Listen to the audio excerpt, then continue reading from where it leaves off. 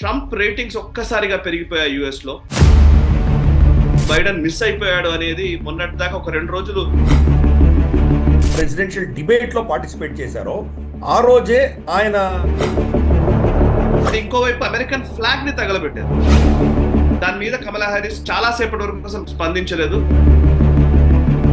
Vote bank politics అనేది ఇక్కడ చాలా విపరీతంగా కనిపించారు.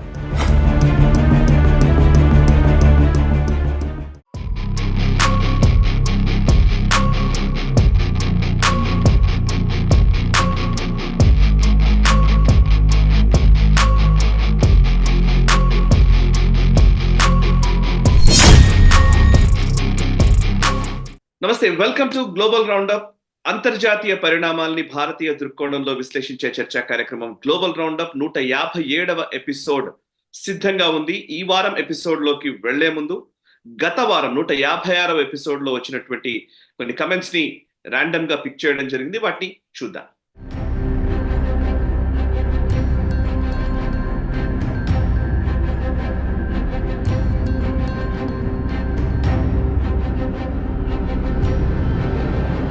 సో చూసారు కదా, 156వ ఎపిసోడ్ లోని కమెంట్స్ చూసారు కదా.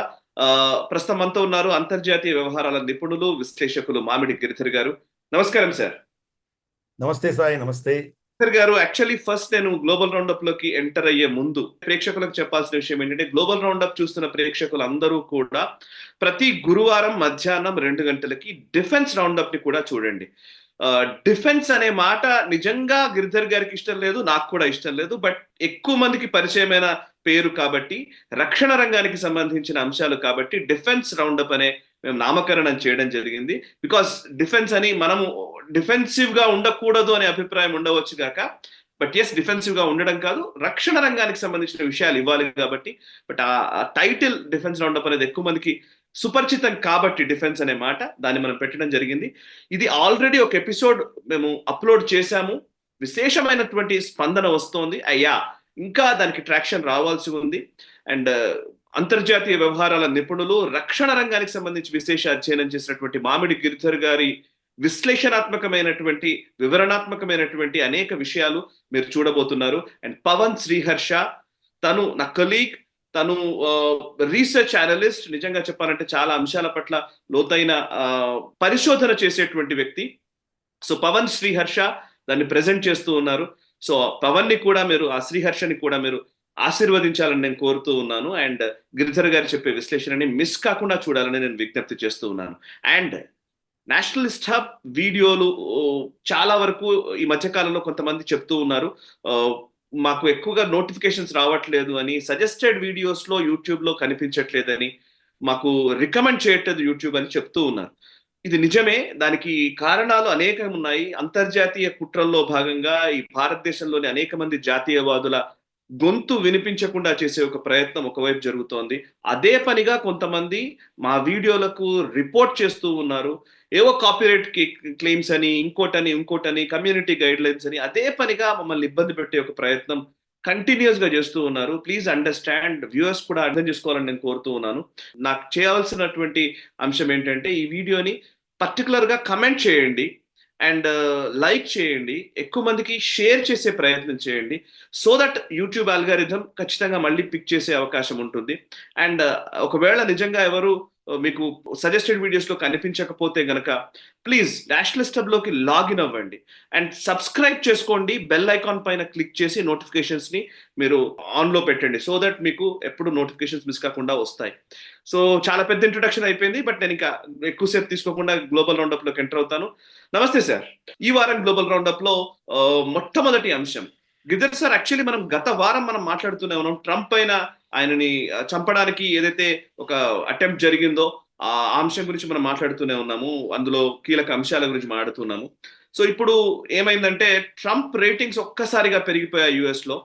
అండ్ బైడెన్ ఎక్కడ పోయాడు, బైడెన్ మిస్ అయిపోయాడు అనేది మొన్నటి దాకా ఒక 2 రోజులు ట్విట్టర్ లో ట్రెండింగ్ లో నిలిచింది. అండ్ బైడెన్ కనిపించట్లేదు అన్న మాటలు కూడా వినిపించాయి. కోవిడ్ వచ్చింది, అదంతా తర్వాత అఫ్ కోర్స్ అవన్నీ కాదని తేలింది. మొత్తానికి ఇప్పుడు బైడెన్ ఒక కీలకమైన సంచలనమైన ప్రకటన చేశారు. బైడెన్ తాను రేసు నుంచి తప్పుకుంటున్నానని చెప్పారు, అధ్యక్ష రేసు నుంచి. అండ్ ఆ స్థానంలోకి ఇప్పుడు కమలా హారిస్, ఏదైతే వైస్ ప్రెసిడెంట్ గా ఉన్నారో కమలా హారిస్ ఇప్పుడు నామినేషన్ వేస్తున్నారు. So basically US presidential elections లో డెమోక్రటిక్ అభ్యర్థిగా కమలా హ్యారిస్ తెరపైకి వచ్చారు. కమలా హ్యారిస్ ఆల్మోస్ట్ ఇంకా ఆవిడే అధ్యక్ష రేసులో ఉండే అవకాశం కనబడుతోంది కాబట్టి ఇంకా డెమోక్రటిక్ డిబేట్స్ అవన్నీ ఉన్నాయి. But yes, Trump versus Kamala Harris అన్నట్టుగా ఇప్పుడైతే వాతావరణం కనబడుతోంది. సో ఫస్ట్ బైడెన్ వైదొలుగుతున్నప్పుడు చేసిన స్పీచ్ కానివ్వండి, ఆయన మాట్లాడిన విధానం కానివ్వండి, కమలా హ్యారిస్ మాట్లాడిన విధానం కానివ్వండి, ఒకసారి ఈ వారం రోజుల్లో అమెరికన్ ఎలక్షన్స్ కి సంబంధించిన పరిణామాల గురించి ఒకసారి మీ విశ్లేషణ వినిపిస్తారా? జో బైడెన్ ఎప్పుడైతే ఆయన డొనాల్డ్ ట్రంప్ తోటి ఆ ప్రెసిడెన్షియల్ డిబేట్ లో పార్టిసిపేట్ చేశారో ఆ రోజే ఆయన కాలం అయిపోయింది, ఇంకా ఆయన డీపోవాల్సి వస్తుంది అని అందరు విశ్లేషకులు చెప్పారు. ఎందుకంటే అది ఆయనకు చాలా అవమానకరమైనటువంటి, చాలా ఎంబరాసింగ్ గా ఉండింది అది. ఆయన యొక్క వార్ధక్యము, తర్వాత ఆయనకు ఉన్నటువంటి కాగ్నిటివ్ ఎబిలిటీస్, ఆయనకు ఏం జరుగుతుందో అర్థం కానటువంటి పరిస్థితుల్లో ఆయన మాట్లాడుతున్నది, ఆయన మాటలు దొల్లడము, ఆయనకు సరిగా ఏ పదాలు వాడాలో తెలియక మాట్లాడడము, ఇవన్నీ కూడా దేశం అంతా చూశారు, ప్రజలందరూ చూశారు. కాబట్టి ఆయన రేపో మాపో దిగిపోక తప్పదు అని చెప్పి ఆయన మీద చాలా ఒత్తిడి ఉన్నా కొంతకాలం ఆయన లేదు నేనే ప్రెసిడెన్షియల్ క్యాండిడేట్గా ఉండబోతున్నాను ఆయన చాలా ధీమాగా కొంతకాలం గడిపినా కానీ కూడా అల్టిమేట్గా ఏం జరిగిందంటే డెమోక్రాట్ పార్టీకి ఫండింగ్ ఇచ్చేటువంటి ఫండర్స్ ఎవరైతే ఉన్నారో వాళ్ళు మేము పైసలు ఇవ్వము, జో బైడెన్ కనుక ప్రెసిడెన్షియల్ బరిలో దిగితే మేము మీ పార్టీకి ఫండింగ్ ఇవ్వము అని ఎప్పుడైతే వాళ్ళు నిర్ణయం తీసుకొని వెనక్కి వెళ్ళడం మొదలు పెట్టారో అప్పుడు ఇంకా జో బైడెన్కి గత్యంతరం లేని పరిస్థితిలో అతను వైదొలగవలసి వచ్చింది. ఈవెన్ లాస్ట్ మినిట్ దాకా కూడా తను సపోర్ట్ చేస్తున్నటువంటి బరాక్ ఒబామా, తన భార్య మిషేల్ ఒబామా కూడా ఫైనల్గా మీరు వైదొలిగితే బాగుంటుంది అని చెప్పి సజెషన్ ఇవ్వడంతో ఇంకా గత్యంతరం లేక ఆయన వెళ్ళిపోవాల్సి వచ్చింది. కానీ ఆయన ఏం చేశారంటే కమలా హ్యారిస్ని తను ఎండార్స్ చేస్తూ వెళ్ళిపోయాడు. కమలా హ్యారిస్ తన వైస్ ప్రెసిడెన్షియల్ క్యాండిడేట్ కాబట్టి ఈవిడకే ఇవ్వాలి అని. ఎందుకంటే దీంట్లో 2-3 ఉన్నాయి. ఆగస్టు 19వ తారీఖున డెమోక్రాట్ నేషనల్ కన్వెన్షన్ జరగబోతోంది.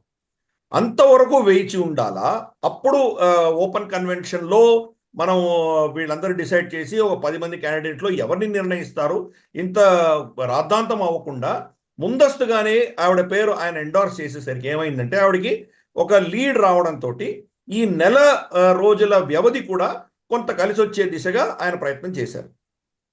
ముందుగా చాలామంది ఆవిడని ఎండార్స్ చేయలేదు, నాన్సీ పెలోసి కానీ ఒబామాలు కానీ వీళ్ళందరూ ఫస్ట్ ఒక 2-3 రోజులు ఎండార్స్ చేయలేదు ఆవిడని. మెల్లిమెల్లిగా క్రమేపీ ఒకరొకరు ఎండార్స్ చేసుకుంటూ వెళ్ళడం జరిగింది. తను కూడా చాలా కష్టపడింది, చాలా మంది దగ్గర ఫోన్ కాల్ చేయడము, ఒత్తిడి తీసుకురావడము, ఇవన్నీ ప్రయత్నాలు చేసింది. అలాగే ఎవరైతే మేము పైసలు ఇవ్వము ఈ పార్టీకి అని చెప్పారో వాళ్ళు మళ్ళీ ఈవిడకి ఫండింగ్ ఇవ్వడం మొదలుపెట్టారు. గత వారంలో ఆవిడకి $100 మిలియన్ పైబడి ఆవిడకు ఎలక్షన్ ఫండింగ్ రావడం జరిగింది అది. సో కాబట్టి క్రమేపీ ఆవిడ క్యాండిడేచర్కి బలం చేకూరుతూ వెళ్ళింది అది. సో ఫైనల్గా ఇప్పుడు మనకు తెలుస్తోంది అంటే ఇంకా ఆవిడని ఛాలెంజ్ చేసేటువంటి శక్తి ఎవరు లేరు. కానీ అఫీషియల్గా కమలా హ్యారిస్ని ఇంకా నామినేట్ చేయలేదు ఎవరు కూడాను. ఆవిడ ప్రెజెంటివ్ క్యాండిడేట్ అంటే ఆవిడే బహుశా ఉంటుంది అని అనుకుంటున్నారు, కానీ వాళ్ళ పార్టీ ఇంకా ఆవిడని అఫీషియల్గా నామినేట్ చేయలేదు. ఇంకా ఆగస్ట్ 19వ తారీఖున నామినేట్ చేయబోతున్నారు ఆవిడని.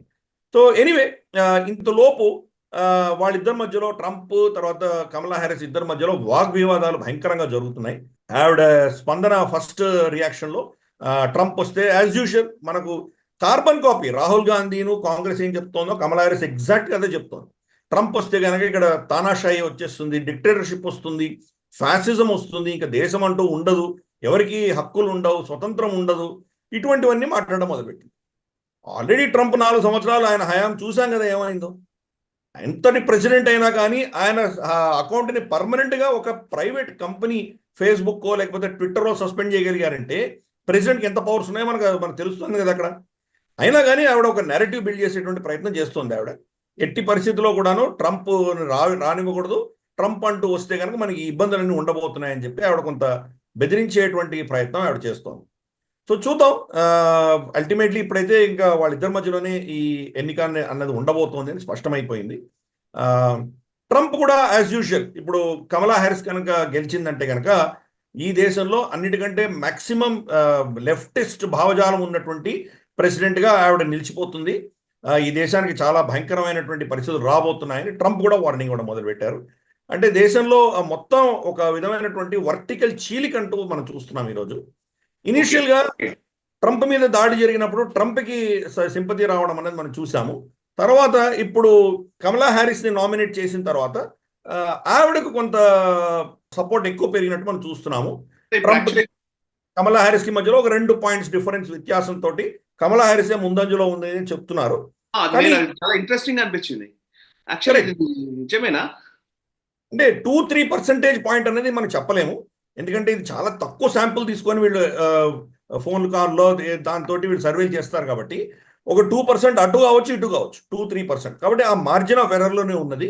కాబట్టి ఎవరు ముందున్నారు ఎవరు వెనకాల ఉన్నారని చెప్పడం చాలా కష్టము. కమలా హ్యారిస్కి ఉన్నటువంటి అడ్వాంటేజెస్ ఏంటంటే జో బైడెన్కి ఏవైతే నష్టాలు ఉన్నాయో అవన్నీ కూడా ఆవిడకి అడ్వాంటేజ్గా తయారైంది. మొట్టమొదటిది ఆవిడ వయస్సు. ఆవిడ ఇంకా 60 ఏళ్ళు దాటలేదు ఆవిడకి.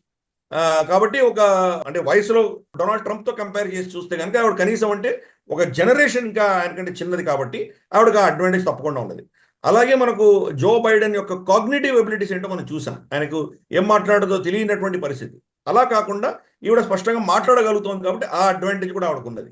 ప్లస్ ఎస్పెషలీ డెమోక్రాట్ పార్టీలో ఉన్నటువంటి భావజాలం ఏదైతే ఉందో మనం డైవర్సిటీ ఉండాలి అనుకున్నటువంటిది డైవర్సిటీ. ఈవిడేమో స్త్రీ, రెండవది నల్ల జాతి, తర్వాత ఆసియాన్ దేశాల నుంచి వచ్చినటువంటి బ్యాక్గ్రౌండ్ కూడా ఆవిడకున్నది. గతంలో అటార్నీగా ఉన్నది. ఇవన్నీ ఆవిడకి బ్యాక్గ్రౌండ్ ఉన్నాయి కాబట్టి కొంత ఆవిడకి జో బైడెన్ కంటే కూడా ఎక్కువ సపోర్ట్ అనేది మనకు చూస్తున్నాం అక్కడ. కానీ ఎటొచ్చి ఆవిడ ప్రైమరీలో ఎక్కడ గెలవలేదు, డెమోక్రటిక్గా ఆవిడ గెలవలేదు. అంటే మామూలుగా వాళ్ళకు ఉన్నటువంటి డెమోక్రాటిక్ ప్రాసెస్లో ప్రతి స్టేట్లో డెలిగేట్స్ నామినేట్ చేస్తేనే ప్రెసిడెన్షియల్ నామినేషన్ వస్తుంది. అది అటువంటిది ఏమి జరగకుండా ఆవిడ సడన్గా ప్రెసిడెన్షియల్ నామినీ అంటే కనుక డెమోక్రసీని ఎవరు కాలు రాశారో నిజంగా ఇది మనం అర్థం చేసుకోవాలి. డెమోక్రసీకి సంబంధం లేకుండా ఆవిడ ఈరోజు నామినేషన్ వచ్చిందంటే ఆవిడ డొనాల్డ్ ట్రంప్ని నువ్వు డెమోక్రసీని నాశనం చేస్తామని చెప్పడంలో చాలా విడ్డూరంగా అనిపిస్తుంది మనకు. యాక్చువల్లీ అది పెద్ద హిపోక్రసీ, వీళ్ళిద్దరి మధ్యలో జరుగుతున్నటువంటి హిపోక్రసీ అది.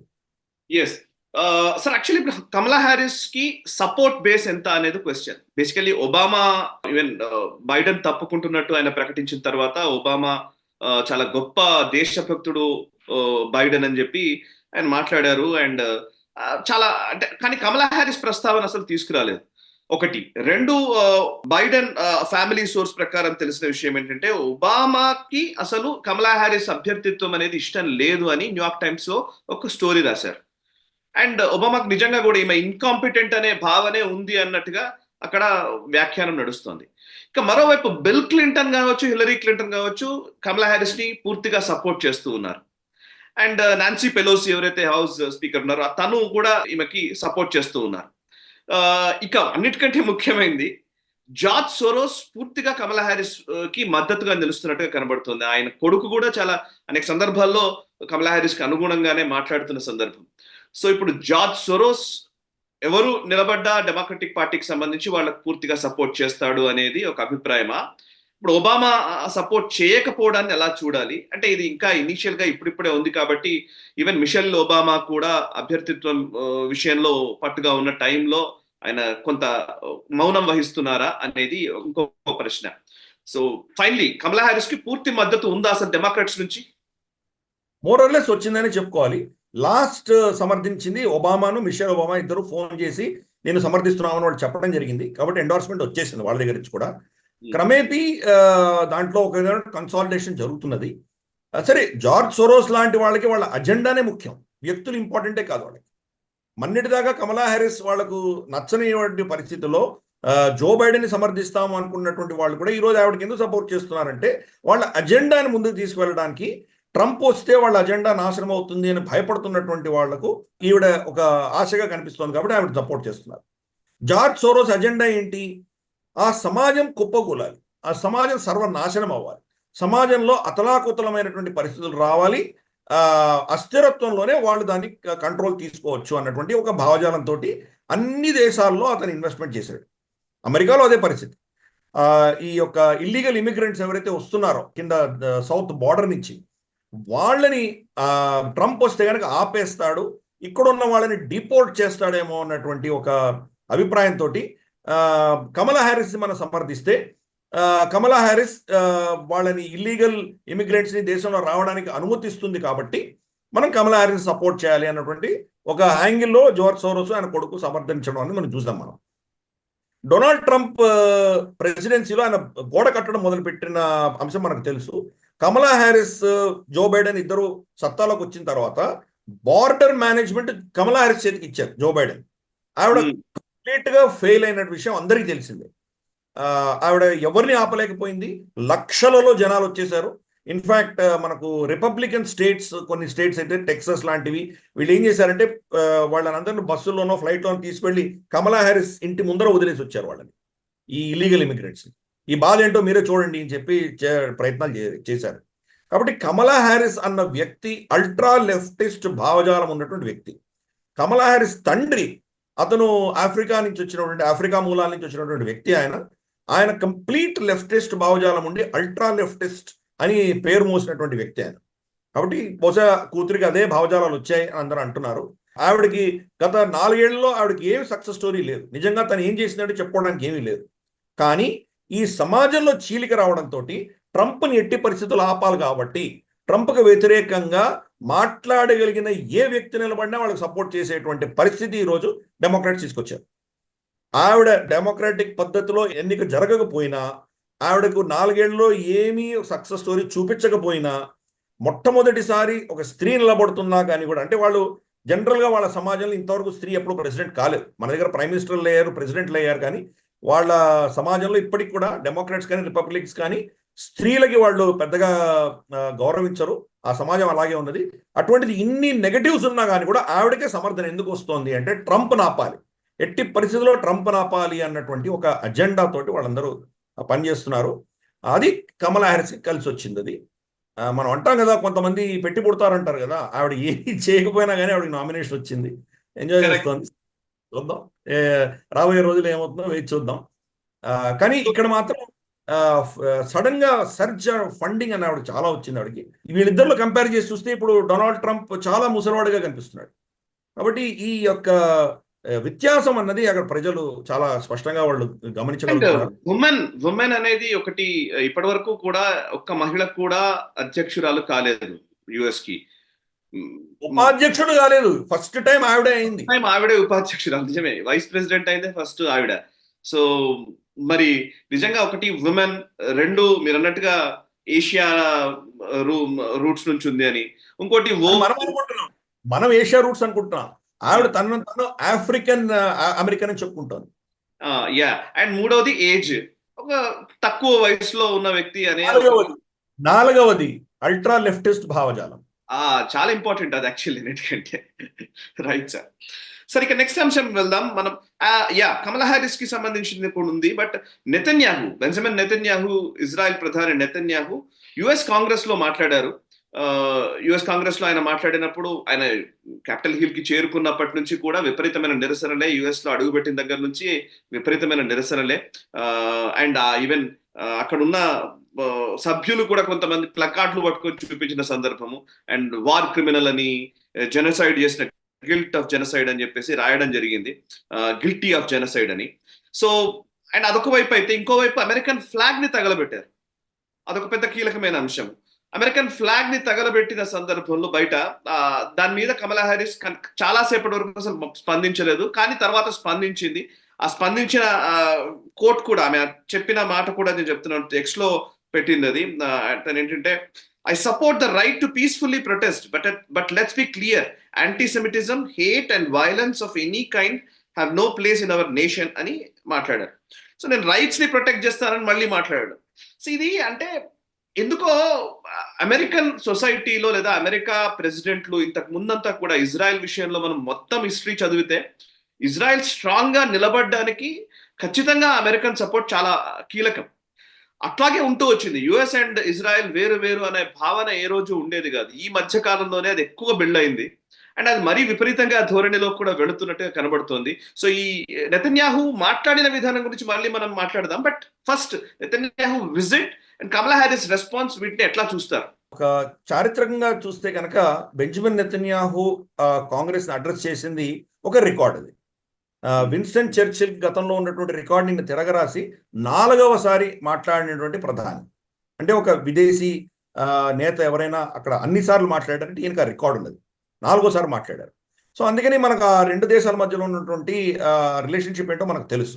కానీ ఈసారి జరిగింది ఏంటంటే ఓట్ బ్యాంక్ పాలిటిక్స్ అనేది ఇక్కడ చాలా విపరీతంగా కనిపించింది మనం. కమలా హ్యారిస్ నార్మల్గా వైస్ ప్రెసిడెంట్గా ఉన్నటువంటి ఆవిడ ఈయనని అక్కడ రిసీవ్ చేసుకొని ఆ కాంగ్రెస్లో ఆ స్పీచ్ అప్పుడు ఆవిడ వెనకాల కూర్చోవలసిన విషయం. యాక్చువల్గా మోదీ గారు మాట్లాడినప్పుడు ఆవిడ కాంగ్రెస్లో ఉంది కదా, వెనకాల కూర్చోనుంది కదా ఆవిడ.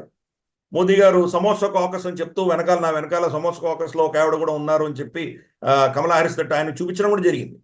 అంటే ఇటువంటి మేజర్ స్టేట్ విజిట్స్ జరిగినప్పుడు లేదా state heads of the states వచ్చి అక్కడ మాట్లాడినప్పుడు వైస్ ప్రెసిడెంట్ అక్కడ ఉండడం అన్నది ఆనవాయితీ.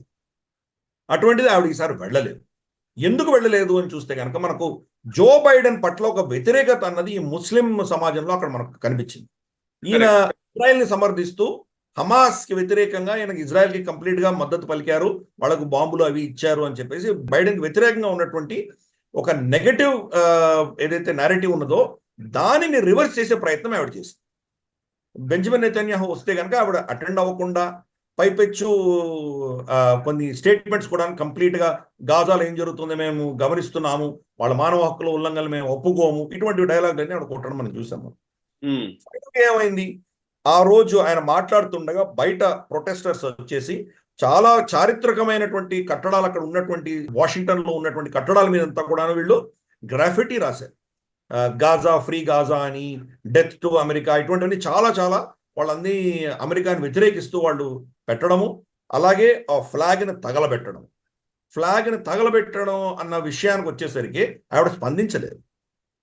ఒక 24 గంటలు పట్టింది ఆవిడ స్పందించడానికి. ఎందుకు అంటే వీళ్ళు ఎక్కడ నొచ్చుకుంటారో, ఆవిడ ఓటు బ్యాంక్ ఎక్కడ దెబ్బతింటుందో అన్న భయంతో ఆవిడ స్పందించలేదు. తర్వాత ఎప్పుడైతే దేశంలో దానికి వ్యతిరేకంగా ఒక విధమైనటువంటి నిరసనలు మొదలైనాయో, మొత్తం నార్మల్ కామన్ అమెరికన్స్ అందరూ కూడాను దాన్ని ఖండిస్తూ చాలా విస్తృతంగా దానికి ఒక నెగటివ్ ప్రొపగండా వచ్చిందో, అప్పుడు ఆవిడ ఒక స్టేట్మెంట్ రిలీజ్ చేసింది. ఆవిడ స్వయాన వచ్చి ఏం మాట్లాడలేదు, వీటిని ఖండిస్తున్నానని స్వయంగా ఆవిడ వచ్చి చెప్పలేదు, వీడియో ఏమీ లేదు, ఒక స్టేట్మెంట్ మాత్రం రిలీజ్ చేసింది. ఆ స్టేట్మెంట్ కూడా ఆవిడ ఏం చెప్పింది, వ్యక్తులు ఎవరైతే ఇది చేశారో వాళ్ళని ఖండిస్తున్నానని.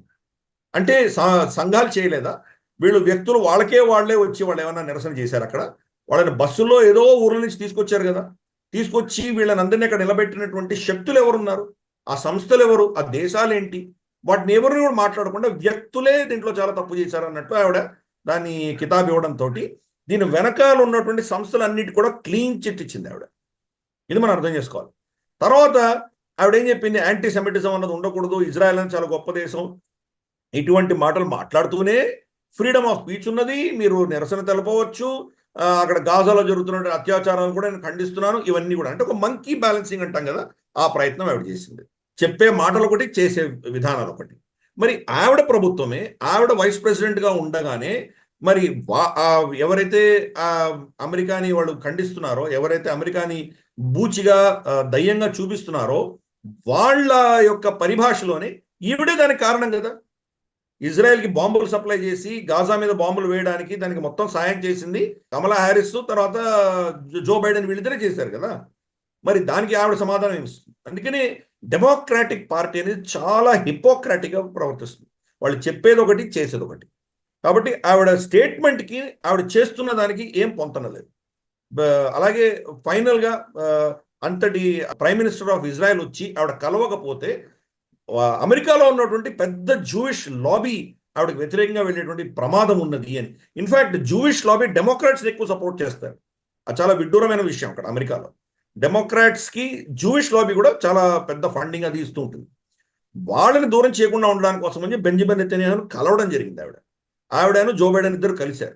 కలిసి వచ్చిన తర్వాత ఆవిడ ఇచ్చిన స్టేట్మెంట్ ఏంటి, నేను గాజాలో జరుగుతున్నటువంటి ఇవన్నీ చూస్తున్నాను, చాలా మంది చనిపోతున్నారు, ఇది చాలా దౌర్భాగ్యమైన విషయం, అర్జెంటుగా సీజ్ ఫైర్ చేయాలి, దీన్ని ఆపేయాలి అని నేను ఆయనకు చెప్పాను అని ఆవిడ వచ్చిన స్టేట్మెంట్ మనం చూసాం. మనం అంటే ఓవరాల్గా ఇదంతా కూడా ఏంటంటే తన ఓట్ బ్యాంక్ని కాపాడుకునే దిశగానే ఆవిడ ప్రయత్నం చేసింది. కానీ ఇజ్రాయెల్లో జరిగినటువంటి అక్టోబర్ 7వ తారీఖు జరిగినటువంటి అతి కిరాతకమైనటువంటి దాడి మీద కానీ, లేదా వాళ్ళను వాళ్ళు రక్షించుకొని వాళ్ళ వ్యతిరేకంగా ఉన్నటువంటి శక్తులను నాశనం చేసే అధికారం కానీ ఇజ్రాయెల్కి ఉన్నదని కానీ ఆవిడేం మాట్లాడలేదు. ఇదే కాంట్రాస్ట్ చేసి డొనాల్డ్ ట్రంప్ ఉండింటే ఏమని ఉండేవాడు ఆయన. కరెక్ట్.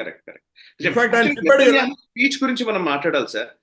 నెతన్యాహు స్పీచ్ నిజంగా అది వింటూ ఉంటే కూడా అంటే ఆ, చాలా క్లియర్ మెసేజ్ ఆయన ఇచ్చే ప్రయత్నం చేశారు. అంటే ఎక్కడ వెనకకపోయినట్టుగా అయితే కనిపించలేదు.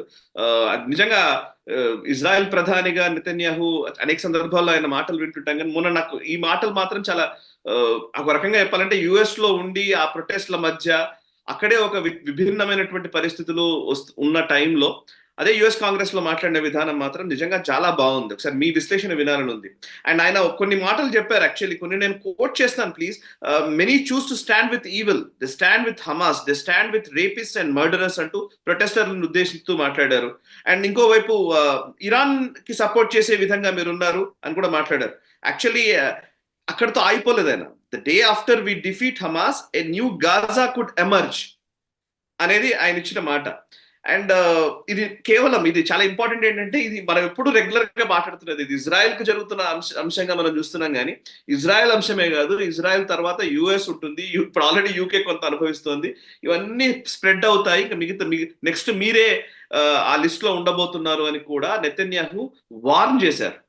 డెమోక్రసీస్ అన్ని కూడా రేపు పొద్దున ఇబ్బంది ఎదుర్కోవాల్సి వస్తుందన్న ఒక వార్నింగ్ కూడా నెతన్యాహు చేశారు. అండ్ ప్రొటెస్టర్ల గురించి గట్టిగానే ఆయన మాట్లాడారు. ఒకసారి నెతన్యాహు స్పీచ్ పట్ల అక్కడ అక్కడ ఎటువంటి చర్చ మొదలైంది, ఏమైనా దాని మీద పాజిటివ్ గా ఒక వాతావరణం యుఎస్ సమాజంలో బిల్డ్ అవుతుందా, లేకపోతే యాజ్ యూజువల్ గా నెగటివిటీయే ఉందా? తప్పకుండా పోలరైజ్ అయి ఉంది. అమెరికన్ సమాజం మొత్తం పోలరైజ్ అయి ఉంది. ఎంతమంది బెంజమిన్ నెతన్యాహుని ఇజ్రాయెల్ని సమర్థిస్తున్నారో అంతే మంది ఆయన అపోజ్ కూడా చేస్తున్నారు. ఓకే. కాంగ్రెస్ లో ఆయన మాట్లాడడానికి వెళ్ళినప్పుడు రమారమి 65-70 మందో డెమోక్రాట్స్ దాన్ని బాయ్కాట్ చేశారు, వెళ్ళలేదు. ఫర్ ఇన్స్టెన్స్ మనకు నాన్సీ పాలోసి లాంటి వాళ్ళు వెళ్ళలేదు, దానికి బాయ్కాట్ చేశారు. అంటే వాళ్ళు ఎంత లెఫ్టిస్ట్ భావజాలంతో యాంటీ సెమిటిజం ఉన్నటువంటి భావజాలంతో వీళ్ళు డెమోక్రాట్స్ ప్రవర్తిస్తున్నారో మనకు స్పష్టంగా అర్థమవుతుంది. అలాగే అక్కడ రషీదా తాలిబ్ లాంటి వాళ్ళు కొంతమంది ప్లాకార్డులు పట్టుకోవడం, కొంత నిరసన చూపించినా కానీ కూడా లార్జ్లీ అక్కడ ఉన్నటువంటి వ్యక్తులందరూ కూడా మెజారిటీ రిపబ్లికన్స్ అయితే అందరూ బెంజమిన్ నెతన్యాహుని సమర్థించారు. డెమోక్రాట్స్ లో కూడా చాలా సిగ్నిఫికెంట్ పార్ట్ ఆయన సమర్థించినటువంటి విషయం మనం చూసాం అక్కడ. అంటే ఒక బైపార్టిజన్ సపోర్ట్ ఇజ్రాయెల్కి ఇప్పటికి కూడా ఉన్నది అన్నది మనకు స్పష్టంగా అర్థమైంది. రెండవది, ఆయన స్పీచ్లో మొట్టమొదటిసారి అమెరికాని థ్యాంక్ చేశారు ఆయన. మీరు ఎప్పుడు కూడా మాకు కష్టం వచ్చినప్పుడు మా వెనకాల ఉన్నారు, మీరు డెమోక్రాట్ కావచ్చు, రిపబ్లికన్ కావచ్చు, మీ పార్టీలు ఏమైనా కానీ మీలో ఎన్ని వ్యత్యాసాలు విభేదాలు ఉన్నా కానీ కూడా మాకు అవసరం ఉన్నప్పుడు మీరు ఎప్పుడు కూడా మాతోటి ఉన్నారు. కాబట్టి మేము మన ఇద్దరం కూడాను మంచి మిత్రులము, మనకు లాయల్ ఫ్రెండ్స్ అంటూ చెప్పడం జరిగింది. అంటే ముందర అమెరికా వాళ్ళు చేసినటువంటి సహాయానికి అక్నాలెడ్జ్మెంట్ ఇచ్చారు, దానికి కృతజ్ఞతలు చెప్పుకున్నారు ఫస్ట్ టైం. రెండవది, ఆయన అక్టోబర్ 7th జరిగినటువంటి దారుణమైన ఏదైతే ఘటనలు జరిగాయో దాని గురించి చెప్పడము, దాని నుంచి కాపాడుకోవడానికి హమాస్ని ఎందుకు నిర్మూలించవలసిన ఆవశ్యకత ఇజ్రాయెల్కి ఉన్నదో ఇవన్నీ చెప్పుకుంటూ వచ్చాను ఆయన. తర్వాత నెక్స్ట్ ఏం చెప్పారంటే, ఈ శక్తులు ఎవరైతే ఉన్నారో ఇక్కడ ఇజ్రాయెల్కి వ్యతిరేకంగా చేస్తున్నటువంటి నిరసనలు కానీ, లేదా ఈ చిన్నపిల్లల్ని కాలేజెస్లో యూనివర్సిటీస్లో వీళ్లలో ఒక విషం నింపేటువంటి ప్రయత్నం ఎక్కడ జరుగుతోంది, దీనికి ఫండింగ్ ఎక్కడి నుంచి వస్తుంది, దాంట్లో కొంత ఫండింగ్ మనకి ఇరాన్ నుంచి కూడా వస్తుంది అని చెప్పడం జరిగింది. ఇరాన్ నుంచి ఫండింగ్ రావడంతో మీరు ఇరాన్కి ఒక యూస్ఫుల్ ఇడియట్స్గా తయారవ్వకండి అని చెప్పడం జరిగింది. తర్వాత ఇంకేం చెప్పారు ఆయన అంటే, ఇంతవరకు వాళ్ళ దేశంలో కూడా గ్యాంట్స్ లాంటి వాళ్ళు ఈయనకు వ్యతిరేకంగా ఉన్న వాళ్ళందరూ కూడా యుద్ధం అయిపోయి హమాస్ని ఓడించిన తర్వాత నెక్స్ట్ డే ఏం చేయదలుచుకున్నావు నువ్వు, ఈ రోడ్ మ్యాప్ ఇవ్వు అని చెప్పి వాళ్ళు ఒత్తిడి తీసుకొచ్చారు బెంజమిన్ నెతన్యాహు మీద. ఈయన రోడ్ మ్యాప్ ఇవ్వలేదు. దాంతో గ్యాంట్స్ లాంటి వాళ్ళు వార్ క్యాబినెట్ నుంచి విత్డ్రా అయిన విషయం మనకు తెలుసు. ఇప్పుడు కమలా హ్యారిస్ కూడా గ్యాంట్స్ కలిసింది. సో ఇప్పుడు వీళ్ళందరి పరిస్థితి ఏంటంటే, హమాస్ మీద ఓడించాం అనుకుందాం కాసేపు, హమాస్ ఓడించిన తర్వాత నువ్వు గాజాలో తిష్ట వేసి కూర్చుంటావా ఏంటి అన్నది ఒక పెద్ద ప్రశ్న వీళ్ళందరూ ఇజ్రాయెల్ మీద బెంజమిన్ నెతన్యాహు మీద ఉంచారు. దానికి సమాధానంగా కాంగ్రెస్ ఆయన ఇచ్చిన స్పీచ్లో స్పష్టంగా చెప్పారు, మేము హమాస్ని ఓడించిన తర్వాత గాజాలో వాళ్ళ ప్రభుత్వాన్ని వాళ్ళే ఎన్నుకుంటారు, పాలస్తీనియన్స్ ఎన్నుకొని వాళ్ళ ప్రభుత్వాన్ని నడిపించుకుంటారు, కానీ అక్కడ కొంతకాలం మేము ఉండవలసి వస్తుంది. మాకు వ్యతిరేకంగా మళ్ళీ ఇంకొక శక్తి తయారవ్వకుండా కాపాడుకోవాల్సిన ఆవశ్యకత మాకుంది, కాబట్టి మేము దాన్ని వదిలేసి రాము. అక్కడ కొంతకాలం ఉంటాం, కానీ దాని అడ్మినిస్ట్రేషన్, దాని గవర్నెన్స్ అంతా కూడా వాళ్లే చూసుకుంటారు, పాలస్తీనియన్ ప్రజలే వాళ్ళ ప్రభుత్వాన్ని ఎన్నుకుంటారు, వాళ్ళ ఎవరైతే అడ్మినిస్ట్రేషన్ ఉంటుందో వాళ్ళ చేతిలోనే ఉంటుంది అని స్పష్టంగా క్లారిఫికేషన్ ఇచ్చాడు ఆయన. కాబట్టి ఇప్పుడు దాన్ని ఎవరు కాదని లేరు కదా. మేము వాళ్ళని ఆక్యుపై చేస్తున్నాం, మా కబ్జాలో ఉంచుకుంటామని చెప్పలేదు కదా ఆయన. కానీ ఆయన స్పష్టంగా ఏం చెప్పారంటే మా రక్షణ కోసం మేము ఏం చేయాలో చేస్తామని చెప్పారు. దాన్ని కూడా ఎవరు డినై చేయలేరు కదా. సో అందుకని ఆయన ఇచ్చిన స్పీచ్లో ఇన్ని అంశాలు ఉన్నాయి. దౌర్భాగ్యమైన పరిస్థితి ఏంటంటే మనకు ఒక సామెత ఉన్నది కదా, ఎవరో పెళ్లిలో ఇంకెవరో డాన్స్ చేశారు అన్నట్టు సామెత ఉంది మనకి. అబ్దుల్లా దివానా కిసీగా షాదీమే అబ్దుల్లా దివానా అంటారు కదా, బేగానే షాదీమే అబ్దుల్లా దివానా. అక్కడెవరో బెంజమిన్ నెతన్యాహు ఆయన వెళ్ళి యుఎస్ కాంగ్రెస్ లో స్పీచ్ ఇస్తే ఇక్కడ మన దేశంలో ప్రియాంక వాడ్రా చాలా అసహ్యంగా ఉంది అని మాట్లాడింది, నరహంతకుడు అది అంటే ఈవిడ స్టేట్మెంట్. ఏమైనా అర్థం ఉందా? వెస్టర్న్ మీడియా, వెస్టర్న్ మీడియానే కాదు, తన ఓన్ కాన్స్టిట్యూన్సీ. ఎందుకంటే రేపు తను వయనాడులో కంటెస్ట్ చేయబోతోంది. వయనాడులో ముస్లిం కాన్స్టిట్యూన్సీని ఆవిడ మచ్చిక చేసుకునే ప్రయత్నం ఆవిడ చేస్తుంది. అంటే అందరూ కూడాను ఈ ఎలక్టోరల్ పాలిటిక్స్ ఆడుతున్నారు, ఈ ముస్లిం అపీజ్మెంట్ పాలిటిక్స్ చేస్తున్నారు. ఈ ముస్లిం అపీజ్మెంట్ పాలిటిక్స్ వల్లనే ఈరోజు ఆ సమాజాలన్నీ కూడా పెద్దగా దెబ్బతినేటువంటి ప్రమాదం ఉన్నది. కాంగ్రెస్ ముస్లిం అపీజ్మెంట్ చేయడం వల్లనే ఈరోజు పాకిస్తాన్ వచ్చి అక్కడ ముస్లిమేతరుల పరిస్థితి ఏంటో చూస్తున్నాం. హిందువులు కావచ్చు, క్రిస్టియన్స్ కావచ్చు, వీళ్ళ పరిస్థితి ఏంటో చూస్తున్నాం. మన ఇద్దరం వెళ్ళాం, మనం బంగ్లాదేశ్ కూడా వెళ్ళొచ్చాం, అక్కడ హిందువుల పరిస్థితి చూసాం మనం. అపీజ్మెంట్ వల్ల ఎప్పుడు ఏది సాధించలేం. ఏదో క్షణికంగా మీకు 4-5 ఏళ్ళు 10 ఏళ్ళు మీకు సత్తా రావచ్చేమో, గెలవచ్చేమో ఎన్నికలు, కానీ మీ సమాజం నాశనం అవుతుంది. ప్రస్తుతానికి అమెరికాలో అదే జరుగుతున్నది. వాళ్ళ విధేయులుగా ఉన్నటువంటి ఇక్కడ ఉన్నటువంటి కాంగ్రెస్, అల్ట్రా లెఫ్టిస్ట్ భావజాలం ఉన్నటువంటి కాంగ్రెస్ కూడా అలాగే ప్రవర్తిస్తుంది. Correct sir. ఒకవైపు నెతన్యాహు ఈ స్పీచ్ కి సంబంధించి మనం మాట్లాడుతున్నాము, ఇంకొక వైపు హిజ్బుల్లా ఇజ్రాయెల్ ని థ్రెటన్ చేస్తూ ఒక వీడియో రిలీజ్ చేసింది. ఇది నిజంగా సుమారు 8 నిమిషాల పైచిలకు వీడియో అది. దాంట్లో ఇజ్రాయెల్ కి సంబంధించినటువంటి డిఫెన్స్ సిస్టమ్స్ ఏవైతే ఐరన్ డోమ్ కావచ్చు, అవైతే ఎక్కడైతే పెట్టారో రమాత్ డేవిడ్ ఎయిర్ బేస్, అక్కడ ఇజ్రాయెల్ టెరిటరీకి సంబంధించినటువంటి డిఫెన్స్ ఎయిర్ బేస్ లో ఉన్నటువంటి వాటిని షూట్ చేసి అదొక డ్రోన్ ద్వారా చిత్రీకరించినటువంటి వీడియోని రిలీజ్ చేయడం జరిగింది. అంటే మేము మిమ్మల్ని అబ్జర్వ్ చేస్తున్నాము, మిమ్మల్ని ఈజీగా దెబ్బ కొట్టగలము అనే ఒక హెచ్చరికని హిజ్బుల్లా ఇజ్రాయెల్ కి ఇచ్చింది. దీన్ని మీరు ఎట్లా చూస్తారు, ఒకసారి వివరాలు చెప్తారా? ఇది 3వసారి జరిగింది, ఇది మొదటిసారి కాదు, 3 సార్లు చేశారు వాళ్ళు. అంటే వీళ్ళకి ఇంత పటిష్టమైనటువంటి సెక్యూరిటీ పెట్టుకొని కూడా వీళ్ళు ఎందుకు హిజ్బుల్లాను ఆపలేకపోతున్నారు? ఇది పెద్ద ప్రశ్న నిజంగా. అలాగే మనం చూస్తే కనుక హౌతీస్ కూడా మీరు పోయి ఇజ్రాయెల్ లోపల వెళ్ళి వాడు కొట్టగలిగారంటే కనుక ఎక్కడో ఇజ్రాయెల్ టెక్నాలజీలో వీక్నెసెస్ ఉన్నాయని మనకు స్పష్టంగా అర్థమవుతుంది. ఇంతటి చిన్న శక్తి లేనటువంటి పెద్ద రష్యానో చైనానో కాదు, చిన్న చిన్న టెర్రరిస్ట్ ఆర్గనైజేషన్స్ కూడా మీ సెక్యూరిటీని బ్రీచ్ చేసి లోపలికి రాగలుగుతున్నారు అంటే కనుక ఇజ్రాయెల్ ఎక్కడో వాళ్ళకి తప్పిదాలు జరుగుతున్నాయని అర్థమవుతుంది. మనకు వాళ్ళ వీక్నెస్ ఏంటో మనకు అర్థమవుతుంది. అదే హిజ్బుల్లా ఎక్స్పోజ్ చేసింది. మీరు మాతో పెట్టుకుంటే కనుక మా దగ్గర ఈ క్షమత ఉన్నది చూడండి, ఇప్పుడు మేము అదే డ్రోన్లో కనుక మేము అస్త్రాలు తీసుకొని ఉంటే మీ ఐరన్ డ్రోన్ కూడా మేము పేల్చగలిగినటువంటి కెపాసిటీ మాకు ఉంది అని ఒక డెమాన్స్ట్రేట్ చేశారు. సో ఇవన్నీ కూడా ఏంటంటే వాళ్ళకి సిగ్నల్ ఇవ్వడం అనమాట. సో మరి ఇజ్రాయెల్ ఈ సిగ్నల్ని తీసుకొని ఇంకా పటిష్టంగా వాళ్ళ సెక్యూరిటీ వలయాన్ని పెంచే ప్రయత్నాలు చేస్తుందా, లేదా హమాస్ యుద్ధం చేస్తుండగానే మళ్ళీ హిజ్బుల్లాతో కూడా ఒక ఫ్రంట్ ఓపెన్ చేస్తుందా చూడాలి మనం. హిజ్బుల్లాతో ఓపెన్ చేస్తే కనుక 2 ఫ్రంట్ వార్ వాళ్ళు నిజంగా చేసేటువంటి కెపాసిటీ ఉన్నదా? ఈరోజు నేటో కానీ లేదా యూరోపియన్ దేశాలు కానీ వెస్ట్రన్ ప్రపంచం కానీ వాళ్ళ దగ్గర ఉన్నటువంటి ప్రొడక్షన్ కెపాసిటీ అంతా కూడాను చాలా ఆల్మోస్ట్ పీక్లోకి వెళ్ళిపోయింది. ఎంత మందు సామాగ్రి ప్రొడ్యూస్ చేసినా కానీ ఈ 2 దేశాలే లాగేస్తున్నాయి, యుక్రెయిన్ కావచ్చు లేదా ఇజ్రాయెల్ కావచ్చు. దానికి కెపాసిటీ ఉండదు. ఎందుకంటే వాళ్ళ దేశాల మీద ఏమైనా అటాక్స్ వస్తే కనుక దాని పరిస్థితి ఏంటి? దాన్ని కాపాడుకోవడానికి వాళ్ళ స్ట్రాటజిక్ నిలువలు కూడా వాళ్ళకి అవసరం ఉండదు. వాళ్ళకి ఆ స్ట్రాటజిక్ నిలువలలో నుంచి కూడా కొంత ఇచ్చినటువంటి పరిస్థితులు మనం చూసాం. కాబట్టి ఈ పరిస్థితిలో హిజ్బుల్లా ఇచ్చిన వార్నింగ్ అనేది చాలా చాలా స్పష్టమైనది. 3 ఫ్రంట్స్, 3 కూడా ఆపరేట్ చేస్తున్నారు. ఇప్పుడు హమాస్తో యుద్ధం ఎలాగో జరుగుతుంది, హౌతీలు అటాక్ చేశారు. సరే, ఇజ్రాయెల్ రిటాలియేట్ చేసి హౌతీల యొక్క దీంట్లో సానాలో వాళ్ళు వచ్చి కొట్టడము, వాళ్ళ ఆయిల్ ట్యాంకర్స్ కొట్టడము, ఇవన్నీ మనం చూసాం మనం. కానీ మళ్ళీ ఇంకొక రిటాలియేషన్ హౌతీల దగ్గర నుంచి రాదు అని ఏమైనా గ్యారంటీ ఇవ్వగలమా? ఇవ్వలేం కదా. అలాగే ఇప్పుడు హిజ్బుల్లా కూడా వార్నింగ్ ఇస్తుందంటే దాని వెనకాల అర్థం ఏంటి? ఈ ముగ్గురు కూడాను డ్రోన్స్ ఎక్కువ వాడుకుంటున్నారు. డ్రోన్స్ వీళ్ళకి టెక్నాలజీ ఎక్కడి నుంచి వచ్చింది? డ్రోన్ టెక్నాలజీలో ఇరాన్ చాలా ముందస్తుగా ఉన్నది, చాలా అడ్వాన్స్డ్గా ఉన్నది. ఇన్ఫాక్ట్ ఈరోజు రష్యా యుద్ధం చేస్తోంది యుక్రెయిన్తో అంటే దాని యొక్క అడ్వాంటేజ్ ఇరాన్ నుంచి వాళ్ళు కొనుక్కుంటున్న డ్రోన్స్ వాళ్ళకి చాలా పెద్ద అడ్వాంటేజ్గా ఉన్నాయి. సో కాబట్టి డ్రోన్ టెక్నాలజీలో ఇరాన్ చాలా అడ్వాన్స్గా ఉన్నది. అదే ఈ 3 తంజీమ్స్ కూడా, హిజ్బుల్లా కావచ్చు, హమాస్ కావచ్చు, హౌతీలు కావచ్చు, దాన్ని వాడుకుంటున్నారు. సో అందుకని ఇది మరి ఇజ్రాయెల్కి నిజంగా పెద్ద ఛాలెంజ్ అయింది. బైడెన్ లాంటి ప్రభుత్వం ఉంటేనో లేదా రేపు కమలా హ్యారిస్ కనుక అక్కడ ప్రెసిడెంట్ అయితేనో మరి ఇజ్రాయెల్ పరిస్థితి ఏంటి? ఇజ్రాయెల్ చిన్న దేశం, ఒక చుక్కలాగా ఉంటుంది, చుట్టూదంతా కూడాను ఇజ్రాయెల్ ఉండకూడదు అని అహర్నిశలో కోరుకుంటున్నటువంటి దేశాలే ఉన్నాయి. మరి అటు పరిస్థితుల్లో వాళ్ళు ఎలా తట్టుకోగలరు? అమెరికా సమర్థన లేని వాళ్ళు తట్టుకోలేనటువంటి పరిస్థితి.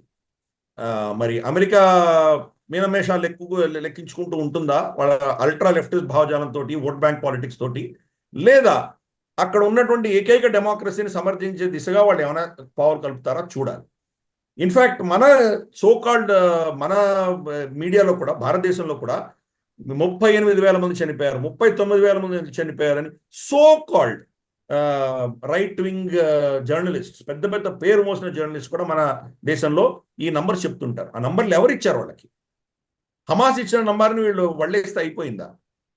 సో ఎవరైనా ఇండిపెండెంట్గా వెరిఫై చేశారు ఈ నంబర్లు? ఎక్కడైనా ఉన్నాయి వాళ్ళ దగ్గర? ఏం లేవు కదా. వాళ్ళు ఏ నెంబర్ చెప్తే ఆ నంబర్ మీరు నమ్మేసుకుంటారా? ఎవరైనా కానీ కూడా, ఏ సమాజమైనా కానీ కూడా, మీ పిల్లల్ని మైక్రోవేవ్లో పెట్టి వాళ్ళు చంపితే మీ రెస్పాండ్ ఎలా ఉంటుంది మీకు? స్త్రీల స్తనులు కోసి వాళ్ళని రేప్ చేస్తుంటే బతికుండగా మీ సమాజం ఉడకదా? అంత కిరాతకంగా మీ పిల్లల్ని, ఆడవాళ్ళని హింసించి క్రూరంగా చంపినప్పుడు మీరు రెస్పాండ్ అవ్వకుండా ఉంటారా? రెస్పాండ్ అయినప్పుడు ఇన్ఫ్యాక్ట్ మనకు చూస్తే కనుక గాజాలో ఇది చాలా గొప్ప విజయం కింద వాళ్ళు అల్లాని ధన్యవాదాలు చెప్పుకుంటూ నేలను ముద్దు పెట్టుకుంటున్న ప్రతి పౌరుడు చూస్తాం మనం అక్కడ. అది ఒక హమాస్ చేసిందే కాదు, హమాస్కి సమర్థన కూడా ఆ ప్రజల్లో ఉన్నది. మరి వాళ్ళ మీద రిటాలియేట్ చేస్తే మీరు అది చేసే అధికారం లేదంటే మీరు అసలు మానవత్వం మీలో ఏమైనా ఉన్నదా? కాబట్టి అమెరికా కావచ్చు, యూరోప్ కావచ్చు, దీంట్లో ఈ సోకాల్డ్ ఈ అల్ట్రా లెఫ్టిస్ట్ ఈ ఏదైతే విచ్ఛిన్నకర శక్తులు ఉన్నాయో వీళ్ళందరూ కలిసిపోయారు. జిహాదీలు కావచ్చు, లేదా మనకు మార్క్సిస్ట్ కావచ్చు, లెఫ్టిస్ట్ కావచ్చు, వీళ్ళందరూ కూడా కలిసికట్టుగా చేస్తున్నటువంటి ప్రయత్నమే ఈ 3 శక్తుల యొక్క బలం. ఏది హిజ్బుల్లా కావచ్చు, హమాస్ కావచ్చు, హౌతీలు కావచ్చు. సరే ఇరాన్ వాళ్ళకి సప్లై చేసి ఉండొచ్చు, కానీ వాళ్ళ దేశాలలోనే పొలిటికల్గా వీళ్ళకి ఇంత శక్తి ఉన్నది. ఈరోజు స్పెయిన్లో కంప్లీట్ లెఫ్టిస్ట్ భావజాలం ఉన్నటువంటి ప్రభుత్వం అక్కడ ఉన్నది. కాబట్టి ఇదంతా కూడా ఏంటంటే ఒక జాతీయవాదాన్ని నమ్ముకొని యుద్ధం చేస్తున్నటువంటి శక్తులకు ఇంతటి పెద్ద రాక్షస శక్తులు వాళ్ళకు ఎదురుగా నిలబడతాయి. హమాస్ శక్తి ఏంటో చూసాము. మరి ఆ ఫ్రంట్ గాని ఓపెన్ అవుతే కనుక మరి ఇది ఏ దిశగా వెళ్తుందో ఎవరు ప్రెడిక్ట్ కూడా చేయలేరు. సార్, అయితే మీరు ఇందాక చెప్తూ ఉన్నారు, యాక్చువల్లీ నెతన్యాహుకి సంబంధించి ఆయన ప్రసంగం గురించి, వీటి గురించి మాట్లాడుతున్న క్రమంలో ఆయన మీద వస్తున్న వ్యతిరేకత విషయంలో ఆయననే కాదు, అమెరికాకి లేకపోతే ఇంట్రెస్ట్లకి, ఎవరైతే సోకాల్డ్ లెఫ్ట్ ఎకోసిస్టమ్ కి ఇంట్రెస్ట్లకి విఘాతం కలిగించే వ్యక్తులు ఎవరన్నా ఉన్నారంటే వాళ్ళను పక్కకు జరపాలన్నా, వాళ్ళని బదనాం చేయాలన్నా, ఏం చేయాలన్నా కానీ వాళ్ళు చెప్పే మాటలో 2-3 ఉంటాయి. ఫాసిస్ట్లని, వార్ క్రిమినల్స్ అని, వీళ్ళు మారణ హోమం సృష్టిస్తున్నారని. ఇంతకు ముందు చరిత్ర అంతా చదివితే అదే కనబడుతుంది. సో ఇప్పుడు ఒక వార్ క్రిమినల్ ఎవరు అని అంటే నెతన్యాహు అయితే కనుక ఒకరి కోణంలో, ఇంకో కోణంలో రష్యా అధినేత పుతిన్ కూడా ఒక వార్ క్రిమినలే వాళ్ళ దృష్టిలో. సో పుతిన్ ని కలవడము, రష్యా పర్యటనలో ప్రధాని నరేంద్ర మోదీ పుతిన్ ని కలవడము, దానిపైన మనం ఇంతకు ముందు చర్చించాము. అమెరికా నుంచి అభ్యంతరాలు రావచ్చు, ఇవన్నీ డెఫినెట్ గా ఉండేవి అని కూడా మీరు చెప్పారు గతంలోనే. సో ఇప్పుడు అమెరికా నుంచి అక్కడున్న లా మేకర్స్ అడిగిన ప్రశ్నలకు గాను assistant secretary of state for South and Central Asia Donald Lu సమాధానం ఇస్తూ ప్రధాని నరేంద్ర మోదీ రష్యా పర్యటనకు వెళ్ళడము, అది కూడా అదే సమయంలో రష్యా మిజైల్స్ తో దాడి చేసింది, ఒక హాస్పిటల్ మీద దాడి చేసింది, చాలా మారణహోమం సృష్టిస్తోంది. సో అటువంటి పుతిన్ కి హగ్ చేసుకోవడము, ఇదంతా కూడా మాకు షాక్ కి గురి చేసింది అనేది ఆయన ఇచ్చిన స్టేట్మెంట్. అది కరెక్ట్ కాదు అనే కోణంలో వాళ్ళు వ్యాఖ్యానించారు. అండ్ అంతేకాదు, పాకిస్తాన్ విషయంలో ఇచ్చిన స్టేట్మెంట్ కొంత సీరియస్ గానే కనబడుతుంది. చైనా ఇన్వెస్ట్మెంట్స్ పాకిస్తాన్ లో ఎక్కువగా పెరిగాయి అని అడిగిన ప్రశ్నకు గాను, చైనా ఇన్వెస్ట్మెంట్లు పాకిస్తాన్ లో చేయడం అనేది గతం, కానీ అమెరికా ఇన్వెస్ట్మెంట్లు అనేది భవిష్యత్తు అంటూ ఆయన వ్యాఖ్యానించడం జరిగింది. అండ్ చైనా కదలికలు, చైనా చేస్తున్న ఇన్వెస్ట్మెంట్లు, చైనాకు సంబంధించిన విషయాల్లో మేము ఆచితూచి వ్యవహరిస్తున్నాము, మేము అబ్జర్వ్ చేస్తున్నాం అనే వ్యాఖ్య చేశారు. సో అమెరికన్ ఎస్టాబ్లిష్మెంట్ నుంచి వస్తున్నటువంటి వాయిస్, నరేంద్ర మోదీ గారు పుతిన్ని కలవడము, దాన్ని అదొకటైతే చైనా విషయంలో వాళ్ళ దృష్టికోణము, ఇవన్నిటి మీద మీ అభిప్రాయం ఏంటి? అండ్ రీసెంట్ డెవలప్మెంట్స్ మీరు ఎట్లా చూస్తారు? Of course Indian government ministry of external affairs spokes person Randhir Jaiswal చాలా ఘాటుగానే బదులు ఇచ్చారు. మీ విశ్లేషణ వినాలి సార్. అంటే ఇది కంప్లీట్ అమెరికన్ హిపోక్రసీ తప్ప ఇంకోట్లేదు. వాళ్ళు చేస్తే అది తప్పు లేదు, అదే కార్యక్రమం ఇంకెవరన్నా చేస్తే అది పెద్ద తప్పు కింద, బూచి కింద చూపిస్తారు వాళ్ళు. మరి జో బైడెన్ ఇజ్రాయెల్కి వెళ్ళినప్పుడు ఇజ్రాయెల్ గాజా మీద బాంబులు వేస్తూ ఎన్నో వందల మంది చనిపోయారు కదా. మరి అది చాలా అద్భుతమైన విషయం. మోదీ గారు ఏమో పుటిన్ని కలిసినప్పుడు స్కూల్ మీద బాంబు వేయడం అనేది చాలా దౌర్భాగ్యమైన విషయము. జో బైడెన్ ఇజ్రాయెల్కి వెళ్ళినప్పుడు ఇజ్రాయెల్ గాజా మీద బాంబులు వేసి, స్కూళ్ళ మీద, హాస్పిటల్ మీద బాంబులు వేసి వాళ్ళు చనిపోతుంటే అదేం పర్వాలేదా? ఏం జస్టిఫికేషన్ ఇది?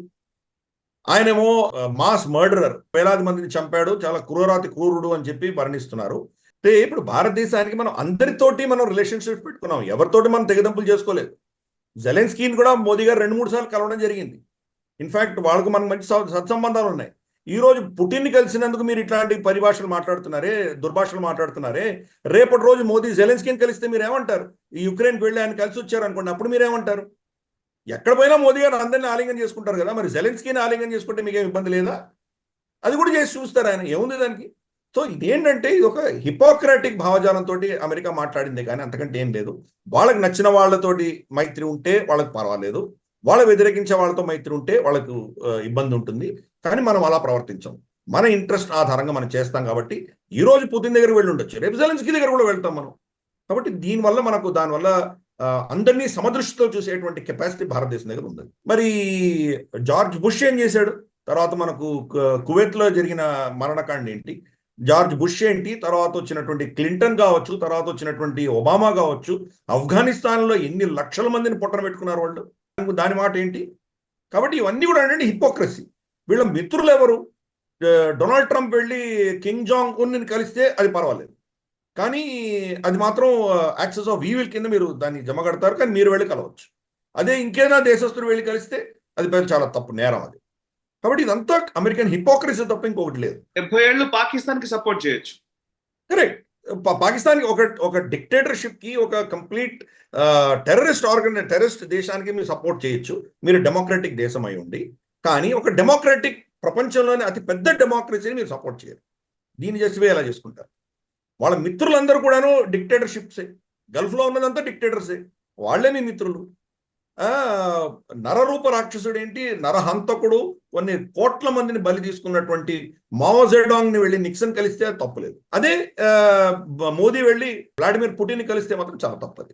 కాబట్టి అమెరికన్ హిపోక్రసీకి అంతులేదు. వాళ్ళు ఏది చెప్పినా వాళ్ళు చేసే సత్యం, ఇంకా మిగతా వాళ్ళు చేసేదంతా బూతు అన్నట్టు భావజాలంతో వాళ్ళు ఉంటారు. కాబట్టి మనం చాలా స్పష్టంగా చెప్పాము, మాకు మా యొక్క మిత్రత్వము, శత్రుత్వము, మా యొక్క ఇంట్రెస్ట్ మేము చూసుకుంటాము, మాకు ఎవరు డిక్టేట్ చేయాల్సిన ఆవశ్యకత లేదు, మా ఇంట్రెస్ట్ కోసం మేము ఏం చేస్తామో మేము చేసుకుంటూ వెళ్తాం, దానికి మాకు ఎవరికి మేము సమాధానం ఇవ్వాల్సిన అవసరం లేదు చాలా స్పష్టంగా కరాఖండిగా మనం చెప్పడం జరిగింది. అమెరికాకు తెలుసు. అన్ఫార్చునేట్లీ డెమోక్రాట్ పార్టీ ఏదైతే ఉందో ఇది ఎక్కువ మారలైజింగ్ లెక్చర్లు అనేది చాలా ఎక్కువ ఇస్తుంది. కాబట్టి దాని భాగంగానే వీళ్ళు చాలా చేస్తున్నారు. ఇది మనల్ని ఏదో కంట్రోల్ చేయాలి అన్న దృష్ట్యా వాళ్ళు మొదలు పెట్టారు. ఇన్ఫాక్ట్ ఎరిక్ గార్సెట్టి కూడా వాళ్ళ అంబాసిడర్, భారతదేశంలో ఉన్న అంబాసిడర్, రీసెంట్గా ఒక స్టేట్మెంట్ ఇచ్చారు. భారతదేశం మీద మాకు చాలా ట్రస్ట్ ఉంది కాబట్టి మేము జీఈకి సంబంధించినటువంటి 414 ఇంజిన్ టెక్నాలజీ మీకు ఇవ్వడానికి సిద్ధపడ్డాము, ఆ ట్రస్ట్ లేకపోతే మేము ఎలా చేస్తాము, మీరు దాన్ని ఆ ట్రస్ట్ని పోగొట్టుకోకండి మనకు వార్నింగ్ ఇచ్చాడు ఆయన. సో ఆయన కూడా ఇవ్వడానికి ఆయన అవసరాల కోసం ఆయన చేస్తున్నాడు కదా. రేపటి రోజు మనం చైనాతో ఒప్పందం చేసుకుని చైనా భారతదేశం ఇద్దరు ఒక విధమైనటువంటి అండర్స్టాండింగ్ వచ్చారంటే ఇక్కడ అమెరికాకి పనే ఉంది, ఇక్కడ ఆసియా ఖండంలో అమెరికాకి పనే లేదు కదా. సో అందుకని వాళ్ళ ఇంట్రెస్ట్ కోసం వాళ్ళు చేస్తున్నారు, కానీ ఏదో మనకు సర్టిఫికేట్లు ఇవ్వడానికి మనం సిద్ధంగా లేమని అర్థం చేసుకోవాలి వాళ్ళు. తర్వాత సరే, పాకిస్తాన్కి సంబంధించినటువంటి స్టేట్మెంట్లు మనం చూస్తే కనుక నిజంగా అమెరికా ఏ దేశంలో ఇన్వెస్ట్మెంట్ చేసిందో చూపించమనండి. ఎక్కడ ఇన్వెస్ట్మెంట్ చేయలేదు. పెద్ద ఇన్ఫ్రాస్ట్రక్చర్ ఎక్కడ కట్టించారు, పెద్ద పెద్ద బిల్డింగ్లు ఎక్కడ కట్టించారు, పెద్ద పెద్ద ఇన్ఫ్రాస్ట్రక్చర్లు ఎక్కడ కట్టించారు. వీళ్ళు ప్రతి ఊర్లో యుద్ధానికి వెళ్ళిన ప్రతి ఊర్లో కూడా డెమోక్రసీని మేము స్థాపిస్తాము, డెమోక్రాటిక్ ఇన్స్టిట్యూషన్స్ తీసుకొస్తామని వెళ్ళిన ప్రతి దగ్గర కొద్దో ఒప్పో మిణుకుమంటున్న డెమోక్రసీ కూడా చంపేసి వచ్చారు వీళ్ళు. ఏం చేశారు వీళ్ళు? పాకిస్తాన్లో ఏం ఇన్వెస్ట్మెంట్ చేయగలుగుతున్నారు? నిజంగా పాకిస్తాన్లో ఇన్వెస్ట్మెంట్ చేసేటువంటి పరిస్థితి ఈరోజు పాకిస్తాన్లో ఉన్నదా? ఎవరైనా ఇన్వెస్ట్ చేస్తే మీకు దాంట్లో ఒక పైసా వెనక్కి తిరిగి వస్తుందా మీకు? అసలు తిరిగి రావడం మాట పక్కన పెడదాం. ఇన్వెస్ట్మెంట్ చేయడానికి మీరు వెళ్తే మీరు బతికి తిరిగి వస్తారు. చైనా ఈరోజు అదే కదా అనుభవిస్తోంది. సిపిఈస్లో ఏమైంది వాళ్ళ పరిస్థితి చూస్తున్నాం కదా. అటువంటి దేశంలో మీరు ఏం ఇన్వెస్ట్ చేయబోతున్నారు? సో ఇదంతా ఏంటంటే ఒక పెద్ద మారల్ స్టాండింగ్ అంటారు కదా, అటువంటి ఒక స్టేట్మెంట్ తప్ప అంతకు మించి ఏమీ లేదు. అది హిపోక్రసీ అని చెప్పాను కదా, పెద్ద హిపోక్రసీ తప్ప ఇంకేమీ లేదు. చైనా చేతులు కాల్చుకుంది. మీరు కూడా కాల్చుకోవడానికి సిద్ధంగా ఉంటే మీరు వెళ్ళండి, దాన్ని ఎవరు ఆపలేదు. ఏదో భారతదేశాన్ని కౌంటర్ చేయడానికో లేదా చైనాని కౌంటర్ చేయడానికో మీరు ఏదో చేస్తాం అనుకుంటే కనుక చేయలేనటువంటి దేశాలు చాలా ఉంటాయి. అక్కడ వెళ్ళి మీరు ఏం చేయగలరు? అందుకే డెమోక్రాట్ పార్టీ యొక్క ఏంటంటే కన్ఫ్యూజ్డ్ స్టేట్ ఆఫ్ మైండ్. మేమంతా ప్రపంచానంతా మేమే శాసిస్తాం అన్నటువంటి ఒక ఆలోచనతో వెళ్తారే కానీ ఎక్కడ అవసరం ఉన్నది, ఎక్కడ అవసరం లేదు, ఎక్కడ మనం వెళ్ళగలం, ఎక్కడ వెళ్ళలేము, ఎక్కడ వెళ్ళలేకపోతే ఇంకెవరిని మనం వాడుకోవాలి, ఇటువంటివన్నీ కూడా లాంగ్ స్టాండింగ్ ఆలోచన అనేది అన్ఫార్చునేట్లీ అమెరికాలో చాలా క్షీణించింది. గతంలో ఏ ప్రభుత్వం వచ్చినా కానీ లాంగ్ స్టాండింగ్ ఆలోచన వాళ్ళకు ఉండేవి. ఇప్పుడు అడ్మినిస్ట్రేషన్ మాత్రమే ఆలోచన చేస్తున్నారు. డొనాల్డ్ ట్రంప్ ఉంటే కనుక గోడలు కడతానంటాడు, ఈయన వస్తేనేమో గోడలు ఎరగొట్టిన అందరినీ లోపలికి తీసుకొస్తానంటాడు, మళ్ళీ డొనాల్డ్ ట్రంప్ వస్తే మళ్ళీ గోడ కడతానంటారు. అంటే ఒక అడ్మినిస్ట్రేషన్ మాత్రమే వీళ్ళ ఆ భావజాలం అంతా నడుస్తున్నది. Anyway, good luck to them. Yes sir. ఇక డొనాల్డ్ ట్రంప్ మీద అసాసినేషన్ అటెంప్ట్ జరిగిన నేపథ్యంలో US representative Nancy Mace refer చేసిన దాని నేపథ్యంలో సీక్రెట్ సర్వీస్ డైరెక్టర్ గా పనిచేస్తున్నటువంటి కింబర్లీ చాటల్ ఆమె రిజైన్ చేశారు. రిజైన్ చేసింది మాత్రమే కాదు, అండ్ యాక్చువల్లీ ఆ తర్వాత డొనాల్డ్ ట్రంప్ దీనికి రెస్పాండ్ అయ్యారు. అండ్ ఇది సీక్రెట్ సర్వీస్ డైరెక్టర్ మాత్రమే కాదు, అసలు FBI చీఫ్ రిజైన్ చేయాలనేది డొనాల్డ్ ట్రంప్ చేసిన వ్యాఖ్య. సో ఒకసారి ఈ రిజిగ్నేషన్ మీరు ఎట్లా చూస్తారు? ఇన్ఫాక్ట్ అప్పుడే రిజైన్ చేయవలసింది. ఇంతకాలం ఎందుకు ఆగారో నాకు అర్థం కాలేదు. కరెక్ట్. అది ఎంత స్పష్టంగా కనిపిస్తున్నాయి. ఆ మోరల్ ఓనర్షిప్ తీసుకుని అప్పుడే రిజైన్ చేయవలసింది. అక్కడ ఇంక్లూజివ్నెస్ అని, డైవర్సిటీ అని, ఇటువంటి పనికిమాలిన పదజాలాలు తీసుకొచ్చి ఒక ఆజానుబాహుడైనటువంటి ఫార్మర్ ప్రెసిడెంట్ కాబోయే ప్రెసిడెంట్ కి మీరు ఒక చిన్న పిల్లని తీసుకొచ్చి సెక్యూరిటీగా నిలబెడతారు అక్కడ అని అర్థం ఉందా? అమ్మాయి గన్ను కూడా సరిగా లోపల పెట్టుకోలేకుండా పోతుంది. సో ఎన్ని ఫెయిల్యూర్స్ ఉన్నాయో మనం చూసాం అక్కడ. ఆ రోజే రిజైన్ చేయవలసింది. ఇంతకాలం ఉండడమే చాలా, అది కాంగ్రెషనల్ హియరింగ్ లో కంప్లీట్ గా గ్రిల్ చేసి ఎక్స్పోజ్ చేస్తే అప్పుడు రిజైన్ చేయడం అన్నది సరే, దేరాయ దురుస్తాయ రిజైన్ చేయడం జరిగింది. కానీ ఇప్పుడు రీప్లేస్మెంట్ ఏంటి పరిస్థితి? అక్కడ ఎప్పుడైతే మీకు ఇటువంటి భావజాలం పెట్టుకొని మీరు కనుక ఆఫీసర్లు రిక్రూట్ చేస్తారో, ఏ ఆఫీసర్ వచ్చినా ఇలాగే ప్రవర్తిస్తారు కదా. ముందర ఇవి మానేసి రక్షణ, సెక్యూరిటీ, మీ యొక్క స్ట్రాటజిక్ ఇంట్రెస్ట్సే ప్రధానంగా మీరు ఎప్పుడైతే ఈ రిక్రూట్మెంట్స్ చేస్తారో అప్పుడు మీకు ఏమైనా గుణం చూపిస్తుంది. లేకపోతే ఏంటి, దానివల్ల లాభం ఏంటి? డెమోక్రాటిక్ పార్టీలోనే ఈ భావజాలం చాలా దీర్ఘంగా లోపలలాగా డీప్గా వెళ్ళిపోయింది. మరి వీళ్ళెవరిని అపాయింట్ చేయగలరు? వీళ్ళు అపాయింట్ చేసేవాళ్ళు అదే భావజాలంతో వచ్చిన వాళ్ళ పరిస్థితి ఏంటి? కమలా హ్యారిస్ తనే మొట్టమొదటిసారి ఆవిడ మాటలు ఇస్తూ my pronouns are she her అని చెప్పుకుంటారు. అంటే అర్థం ఏంటి? ఈ యొక్క so called inclusiveness, diversity, equality, ఇవన్నీ ఏవైతే పదజాలాలు మీరు వాడుతున్నారో అవి కొన్ని రంగాల్లో వర్తించవు. అవి ఎక్కడ మీరు వర్తించాలో అక్కడ వర్తించాలి, ఎక్కడ యూజ్ చేయాలో అక్కడ చేయకూడదు. అది చేయని ప్లేస్ చేయకూడదు.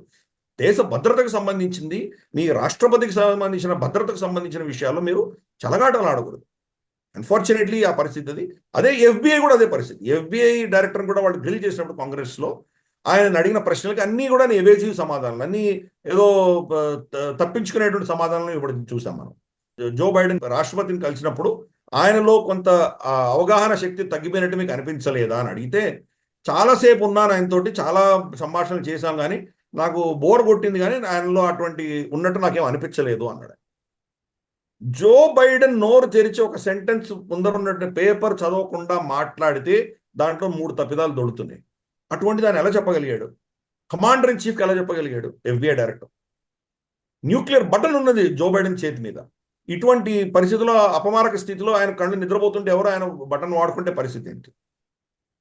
కాబట్టి FBI డైరెక్టర్ యొక్క క్రెడిబిలిటీనే ఈరోజు కాంగ్రెషనల్ హియరింగ్లో ప్రశ్నించేసరికి అప్పుడు ఇంకా డొనాల్డ్ ట్రంప్ కూడా అతను కూడా పదవిలో ఉండే అధికారం లేదు, అతను కూడా రిజైన్ చేయాలి అని చెప్పి డొనాల్డ్ ట్రంప్ కూడా డిమాండ్ చేయడం జరిగింది. ఎందుకంటే ఇవన్నీ పార్టీలకు అతీతంగా, వ్యక్తులకు అతీతంగా దేశ భద్రత, దేశ రక్షణ, దేశం యొక్క ఇంట్రెస్ట్ కాపాడుకునే దిశగా వీళ్ళందరూ పనిచేయాలి. వాళ్ళు ఒక పార్టీకి పనిచేయట్లేదు. అందుకని డొనాల్డ్ ట్రంప్ చేసిన డిమాండ్ కూడా దానివల్ల వచ్చిన విషయం మనం చూసాం మనం. అలాగే చాలా మంది రిపబ్లికన్స్ ఈరోజు ఇంక్లూడింగ్ హౌస్ స్పీకర్ కూడా ఈరోజు ఏమంటున్నారు, జో బైడెన్ ఈరోజు రాష్ట్రపతిగా దిగిపోవాలి, ఆయన ఎన్నికలకు నిలబడలేనటువంటి ఆరోగ్యం ఆయనకు ఉందంటే కదా ప్రెసిడెంట్గా కూడా ఉండే ఆరోగ్యం లేదు ఆయనకు అని చెప్తున్నాడు. కరెక్టే కదా. ఈరోజు మీరు ఎన్నికల్లో నిలబడలేరు, మీకు ఆరోగ్యం క్షీణించింది అంటే అటువంటి క్షీణించిన మానసిక ఆరోగ్యంలో ఉన్నటువంటి పరిస్థితిలో ఉన్నప్పుడు మరి న్యూక్లియర్ కమాండ్ మీరు నిజంగా దాన్ని ఎఫెక్టివ్గా నిర్వర్తించగలరా మీరు? So these are all long standing major questions. ఆ దేశంలో ఎటువంటి పరిస్థితులు ఉన్నాయో అన్ఫార్చునేట్లీ మనకందరికి ఏంటంటే అది సూపర్ పవర్. సూపర్ పవర్లో ఇటువంటి వ్యక్తులు అక్కడ కూర్చుంటే FBI డైరెక్టర్లు, తర్వాత వాళ్ళ స్పెషల్ సీక్రెట్ సర్వీసెస్ వాళ్ళ అధినేతలు, ప్రెసిడెంట్లు, వైస్ ప్రెసిడెంట్లు, ఇలాంటి వాళ్ళు అక్కడ వస్తే కనుక మరి ప్రపంచానికే కంటకంగా తయారవ్వదు అని మనం ఏం చెప్పగలం. కాబట్టి చాలా డేంజరస్ ఈ సిచ్యువేషన్. నిజంగా అమెరికాలో జరుగుతుంది, ప్రపంచానికి చాలా డేంజర్. Correct sir. మరొక అంశం ఇది యూరప్ లోని పరిస్థితులకు అద్దం పట్టే విధంగా ఉంది. ఫ్రాన్స్ ఒలింపిక్స్ కేఓస్ ఒక రకంగా చెప్పాలంటే ఆందోళన పూరితంగానే జరిగింది. అంతా ఫ్రాన్స్ అనగానే ఇంతకు ముందంతా కూడా నేను యాక్చువల్ ట్విట్టర్ లో అంతా కూడా అవే చూస్తున్నాం మనం. ప్యారిస్ అనగానే చాలా గొప్ప ప్లేస్ అని అనుకుంటున్నారు, ఫ్రాన్స్ అనగానే చాలా గొప్ప ప్లేస్ గా కనబడుతుంది. కానీ దిస్ ఇస్ ద రియాలిటీ అంటూ కొన్ని వీడియోలు ప్రత్యక్షమయ్యాయి. ఈ మధ్య కాలంలో అవి ఎక్కువయ్యాయి కూడా. చాలా ప్లేసుల్లో ఉన్న పరిస్థితుల గురించి చూస్తూ ఉంటే అదేదో నిజంగా అభివృద్ధి చెందిన దేశం లాగా లేదు, చాలా వెనకబడిన దేశం లోపలికి వెళ్ళిపోయినట్టుగా అక్కడ పరిస్థితులు అయితే కనబడుతున్నాయి. సో ఇప్పుడు అంతర్జాతీయంగా ఒక పెద్ద క్రీడోత్సవం ఒలింపిక్స్ ఫ్రాన్స్ లో జరుగుతున్న నేపథ్యంలో అక్కడ దొంగతనాలు, రైల్ నెట్వర్క్ ఎఫెక్ట్ అవ్వడము అండ్ వ్యాండలైజేషన్ ఇట్లాంటి అన్ని జరుగుతున్న క్రమంలో సో ఒక్కసారి ఫ్రాన్స్ ఒలింపిక్స్ జరుగుతున్న తీరుతెన్నుల మీద మీ విశ్లేషణ వినాలనుంది. నిజంగా ఇది చాలా కత్తి మీద సామే అక్కడ. నిజంగా చెప్పాలంటే ఫ్రాన్స్ లో నిజంగా ఈ ఒలింపిక్స్ ఎలా జరుగుతాయని చెప్పి అందరూ కూడాను చాలా భయాందోళనలో ఉన్నారు. ఎందుకంటే ఆ సమాజం అంతా కూడాను కంప్లీట్ గా కొలాప్స్ అయిపోతున్నది. ఇల్లీగల్ ఇమిగ్రెంట్స్ ని తీసుకొని ఎస్పెషలీ సాహెల్ రీజన్, మనకు నార్త్ ఆఫ్రికా నుంచి చాలా మంది వలస రావడము. లిబియా ఎప్పుడైతే నాశనం అయిందో, మమ్మార్ గదాఫీని వీళ్ళు ఎప్పుడైతే చంపారో, ఫ్లడ్ గేట్స్ ఓపెన్ అయినట్లు అక్కడి నుంచి లక్షలాది మంది వచ్చేసారు ఫ్రాన్స్లోకి. ఎందుకంటే ఆ ప్రాంతాలన్నీ కూడా ఒకప్పుడు ఫ్రాన్స్ పాలించినటువంటి దేశాలు. ఈ రోజు మనం చూసాము నార్త్ ఆఫ్రికాలో ఫ్రాన్స్ నుంచి నిజమైన విముక్తి వాళ్ళకి అందరికి వచ్చింది. మాలి, బుర్కినా ఫాసో, నైజర్ లాంటి దేశాలు కంప్లీట్ గా ఫ్రాన్స్ యొక్క సైన్యాన్ని వెనక్కి పంపించడము, వాళ్ళతో డిప్లొమాటిక్ రిలేషన్స్ కట్ చేసుకోవడము, వాళ్ళందరూ ఒక నేటోలాగా తయారవడము, ఇవన్నీ మనం చూసాం మనం. కాబట్టి ఇన్ని లక్షల మంది వీళ్ళందరూ వచ్చి ఫ్రాన్స్లో తిష్ట వేసుకునేసరికి వాళ్ళకి చదువు లేవు, ఏమీ లేవు, స్కిల్ సెట్స్ లేవు. వాళ్ళు చేసేదంతా ఈ యొక్క దోపిడీలు, ఈ విధ్వంసాలే వాళ్ళు చేస్తుంటారు. కాబట్టి ఆ పరిస్థితిని తయారు చేసుకునేది ఫ్రాన్స్. ఇంతకాలం ఈ లెఫ్టిస్ట్ భావజాలం ఉన్నటువంటి ప్రభుత్వాలు వీళ్ళు చేసిందే అది. అందుకనే మరీన్ లపెన్ ఈరోజు ఆవిడ ఎందుకంత గణనీయంగా ఆవిడకి పాపులారిటీ పెరుగుతోంది అంటే వీళ్ళు చేసినటువంటి తప్పిదాలు. అది ఈరోజు డైరెక్ట్గా ఒలింపిక్స్లో రిఫ్లెక్ట్ అవుతుంది. ఒలింపిక్స్ ఇంకా మొదలవ్వలేదు, అప్పుడే అర్జెంటీనా, మొరక్కో ఇద్దరు ఫుట్బాల్ మ్యాచ్ ఆడుతుంటే మొరక్కో నుంచి వచ్చినటువంటి ఇమిగ్రెంట్స్ వచ్చి అక్కడ పెద్ద గొడవ చేయడము, పిచ్లోకి వచ్చేయడము, ఆడుతున్నటువంటి ఫుట్బాల్ ఫీల్డ్లోకి వచ్చి గొడవ చేయడంతో అర్జెంటీనా ప్లేయర్స్ అందరూ కూడా వాళ్ళ ప్రాణాన్ని కాపాడుకుంటూ పరిగెత్తుకుంటూ వాళ్ళు లాకర్ రూమ్లోకి వెళ్ళిపోయారు వాళ్ళు. ఇది అక్కడ ఉన్నటువంటి పరిస్థితి. అలాగే ఇజ్రాయెల్ కూడా చెప్పింది మా అథ్లెట్స్ మీద దాడులు జరిగేటువంటి ప్రమాదం ఉన్నది అని చెప్పింది. సో ఈరోజు ఫ్రాన్స్ ఎంతమందికి సెక్యూరిటీ ప్రొవైడ్ చేస్తుంది? రమారమి 10,000 11,000 మందో మనకు అథ్లెట్స్ ఉన్నారు. వాళ్ళ సిబ్బంది అంతా కలుపుకుంటే కనుక 30,000 మంది దాకా మనకు కంప్లీట్గా అక్కడ కాంటింజెంట్ అంతా ఉంటుంది. విజిటర్స్ తీసుకుంటే వాళ్ళు ఇంకొక 40-50 కూడా 1,00,000 మంది 1,50,000 మందిని ఎంతమందికి సెక్యూరిటీ ప్రొవైడ్ చేయగలరు వీళ్ళు? పెద్ద ప్రశ్న ఇది. ఇన్ఫ్యాక్ట్ ఈవెన్ వాళ్ళ ఇనాగరేషన్ కూడా కంప్లీట్గా స్టేడియంలో చేయకుండా ఏదో సైన్ రివర్ ఒడ్డున ఏదో చేస్తారట. ఆ సైన్ రివర్గా అటు ఇటు కంప్లీట్గా సెక్యూరిటీ పెట్టేసి ఎవరిని రానివ్వకుండా ఆపేశారు. అక్కడ ఉన్నటువంటి రెసిడెంట్స్, హోటల్ బుకింగ్ ఉన్నటువంటి వ్యక్తులు తప్ప ఇంకెవరో అక్కడ నడవడానికి వీల్లేదు. పర్యాటకులు ఇంకెక్కడో ఉంటే కనుక వాళ్ళు ఇక్కడ వచ్చి నడవడానికి వీల్లేదు. ఇటువంటి ఆంక్షలన్నీ పెట్టారు. మీరు డెమోక్రసీ, ఒక డిక్టేటర్ చేస్తేనేమో మీరు దాని గురించి ఏదో అంటారు. మరి డెమోక్రసీ అయి ఉండి మీరు ఇది చూస్తుంటే దీనికి ఎంత హిపోక్రసీ, దీన్ని ఏమనాలి మనం? ఈ రోజు నిజంగా ప్యారిస్ ఒలింపిక్స్ ఎలా జరుగుతాయని అందరూ ప్రాణాలు గుప్పిట్లో పెట్టుకొని ఉన్నారు. ఆల్రెడీ వాళ్ళ మీద ఒక సైబర్ అటాక్ జరిగి 8 లక్షల మంది అఫెక్ట్ అయ్యారు. వాళ్ళ ట్రైన్ సిస్టమ్ అంతా కూడా అఫెక్ట్ అయింది. అలాగే ఆస్ట్రేలియన్ సైక్లింగ్ టీం యొక్క బస్సుల మీద దాడులు చేసి వాళ్ళ సామాన్లను దొంగతనం చేసి తీసుకెళ్లారు. అలాగే ఒక ఆస్ట్రేలియన్ స్త్రీ, ఒక ఆవిడ అక్కడ గేమ్స్ వీక్షింతామని వచ్చినటువంటి వ్యక్తిని సామూహిక బలాత్కారం చేశారు ఆవిడకి. సో ఇటువంటివి ఎన్నో ఘటనలు జరుగుతున్నాయి అక్కడ. ఇక్కడ రక్షణ లేదు. అక్కడ ఎవరైనా వస్తే గనక వాళ్ళకి నిజంగా రక్షణ ఉందా? రక్షణ లేనటువంటి పరిస్థితుల్లో వీళ్ళు ఎలా నిజంగా వాళ్ళు చాలా వాళ్ళ ఫుల్ కెపాసిటీతో ఎలా వీళ్ళు ఆడగలరు? వాళ్ళ కెపాసిటీ ఎలా చూపించుకోగలరు వాళ్ళు? ఇవన్నీ చాలా పెద్ద ప్రశ్నలు. కాబట్టి ఎనీవే ఈ యొక్క లెఫ్టిస్ట్ భావజాలం ఉండి so called inclusiveness, so called ఇటువంటి డైవర్సిటీ, ఇటువంటి పదజాలాలు వాడిన వాళ్ళందరూ కూడా ఈ రోజు మనం దాన్ని చూడబోతున్నాం. అన్ఫార్చునేట్లీ ప్యారిస్ ఒలింపిక్ లో ఇటువంటి ఘటనలు ఇంకా జరగబోతున్నాయి. ఎంత సెక్యూరిటీ పెట్టినా దీనివల్ల లాభం లేదు. ఇన్ఫాక్ట్ ఈవెన్ భారతదేశం కూడా మన కెనైన్ ఒక కాంటింజెంట్ పంపించాం. మన ఆర్మీకి, పోలీసుకి సంబంధించిన కుక్కలు ఉంటాయి కదా, స్నిఫర్ డాగ్స్ కానీ, ఇటువంటి కాంటింజెంట్ అక్కడ పంపించాం సెక్యూరిటీ ప్రొవైడ్ చేయడానికి. ఫ్రాన్స్కి కెపాసిటీ లేక చాలా దేశాలను అడిగితే కొన్ని దేశాలు వెళ్ళి వాళ్ళకి సమర్థనగా వాళ్ళకు హెల్ప్ చేయడానికి వెళ్ళారు. దాంట్లో భారతదేశం కూడా మనం కాంటింజెంట్ పంపించాం. ఈరోజు అది పరిస్థితి. ఈరోజు ఈ వెస్టర్న్ డెమోక్రసీస్ అన్ని వాళ్ళ సమాజం క్షీణిస్తుంది. ఆ క్షీణించేటువంటి సమాజం యొక్క అద్దంలో చూడాలంటే ప్యారిస్లో జరుగుతున్నటువంటి ఘటనలే మనకు అర్థమవుతాయి. సో ఇక నెక్స్ట్ అంశం చూద్దాము. ఇది మన నైబర్హుడ్ కి సంబంధించిన ఒక వార్తలు యాక్చువల్లీ ఇన్ఫాక్ట్. సో బంగ్లాదేశ్ కి సంబంధించిన వార్త. సో బంగ్లాదేశ్ మనం గత ఎపిసోడ్ లో మనం డిస్కస్ చేశాము. బంగ్లా ప్రధాని షేక్ హసీనా చైనా పర్యటన అంత సంతృప్తికరంగా సాగలేదు అని మీరు విశ్లేషించారు, వివరించారు. అండ్ ఆ తరువాత పరిణామాల్లో భాగంగానే బంగ్లాదేశ్ ప్రభుత్వము యాక్చువల్లీ మోంగ్లా పోర్ట్ ఏదైతే హిందూ మహాసముద్రంలో ఉందో వాళ్ళ మోంగ్లా పోర్ట్ అభివృద్ధికి సంబంధించి దాన్ని చైనాకు దాన్ని అభివృద్ధి చేసే బాధ్యతలు అప్పగించాల్సింది. బట్ దాన్ని ఇప్పుడు స్ట్రాటజిక్ గా ఉన్నటువంటి ఆ ప్రాంతాన్ని, ఆ పోర్ట్ ని భారత్ కు ఇవ్వడం జరుగుతోంది. ఇది నిజంగా చైనాకు డైరెక్ట్ గానే ఒక సంకేతాన్ని ఇచ్చినట్టుగా మనం భావించాల్సి ఉంటుంది. ఇది స్ట్రాటజిక్ ఇంపార్టెన్స్ గురించి మనం మాట్లాడాలి. అండ్ మరొక అంశం ఏంటంటే భూటాన్ అండ్ ఈవెన్ నేపాల్ కూడా ఇదే పని చేసింది. యాక్చువల్లీ నేపాల్ కూడా వాళ్ళ హైవేస్ నిర్మాణం కోసం 2015లో చైనా పెట్టుబడులు పెడతారని, వాటికి సాయం చేస్తానని చెప్పింది. ఇప్పటి వరకు డబ్బులు ఇవ్వలేదు. సో ఇక చైనాతో మనం పెట్టుకుంటే కుదరదు అనుకుని నేపాల్ వాళ్లే ఆ హైవే నిర్మించుకోవడానికి వాళ్ళు మార్గం సుగమం చేసుకున్నారు, నిర్ణయం తీసుకున్నారు. ఇక చివరిగా మొన్నటి భారత యూనియన్ బడ్జెట్ లో భూటాన్, మాల్దీవ్స్ ఈ రెంటికి మనం యాక్చువల్లీ యూనియన్ బడ్జెట్ లో దేశాలకు అలొకేట్ చేసే అంశం గురించి చాలా మందికి తెలియదు. ప్లీజ్ వివరించండి సార్. మనము మాల్దీవ్స్ కి ఇచ్చేటువంటి సహాయంలో దాన్ని కట్ చేశాము అండ్ భూటాన్కి ఇవ్వాల్సిన సహాయాన్ని పెంచాము. సో ఈ 3 అంశాల గురించి ఒకసారి వివరిస్తారా? మొట్టమొదటిది మనకు బంగ్లాదేశ్కి సంబంధించి బంగ్లాదేశ్ అల్లర్లు కొంత సద్దుమణియ్యాయి. ఫస్ట్ అది మనం అర్థం చేసుకోవాలి. ఎందుకంటే వాళ్ళ సుప్రీంకోర్టు వచ్చి గతంలో ఉన్నటువంటి ఏదైతే హైకోర్టు నిర్ణయం ఉన్నదో, రిజర్వేషన్స్ మళ్ళీ పునర్స్థాపించినటువంటి నిర్ణయం ఏదైతే ఉన్నదో దాన్ని సస్పెండ్ చేయడం జరిగింది. ఆ నిర్ణయాన్ని సస్పెండ్ చేయడంతో కొంత అక్కడ శాంతి వచ్చింది. ఈ యొక్క అల్లర్లు చేయడానికి వెనకాల హస్తాలు చైనా, పాకిస్తాన్ ఇద్దరు కలిసి చేశాయని మనం గత గ్లోబల్ రౌండప్ లో దీని గురించి చర్చించుకున్నాం మనం. ఎందుకు?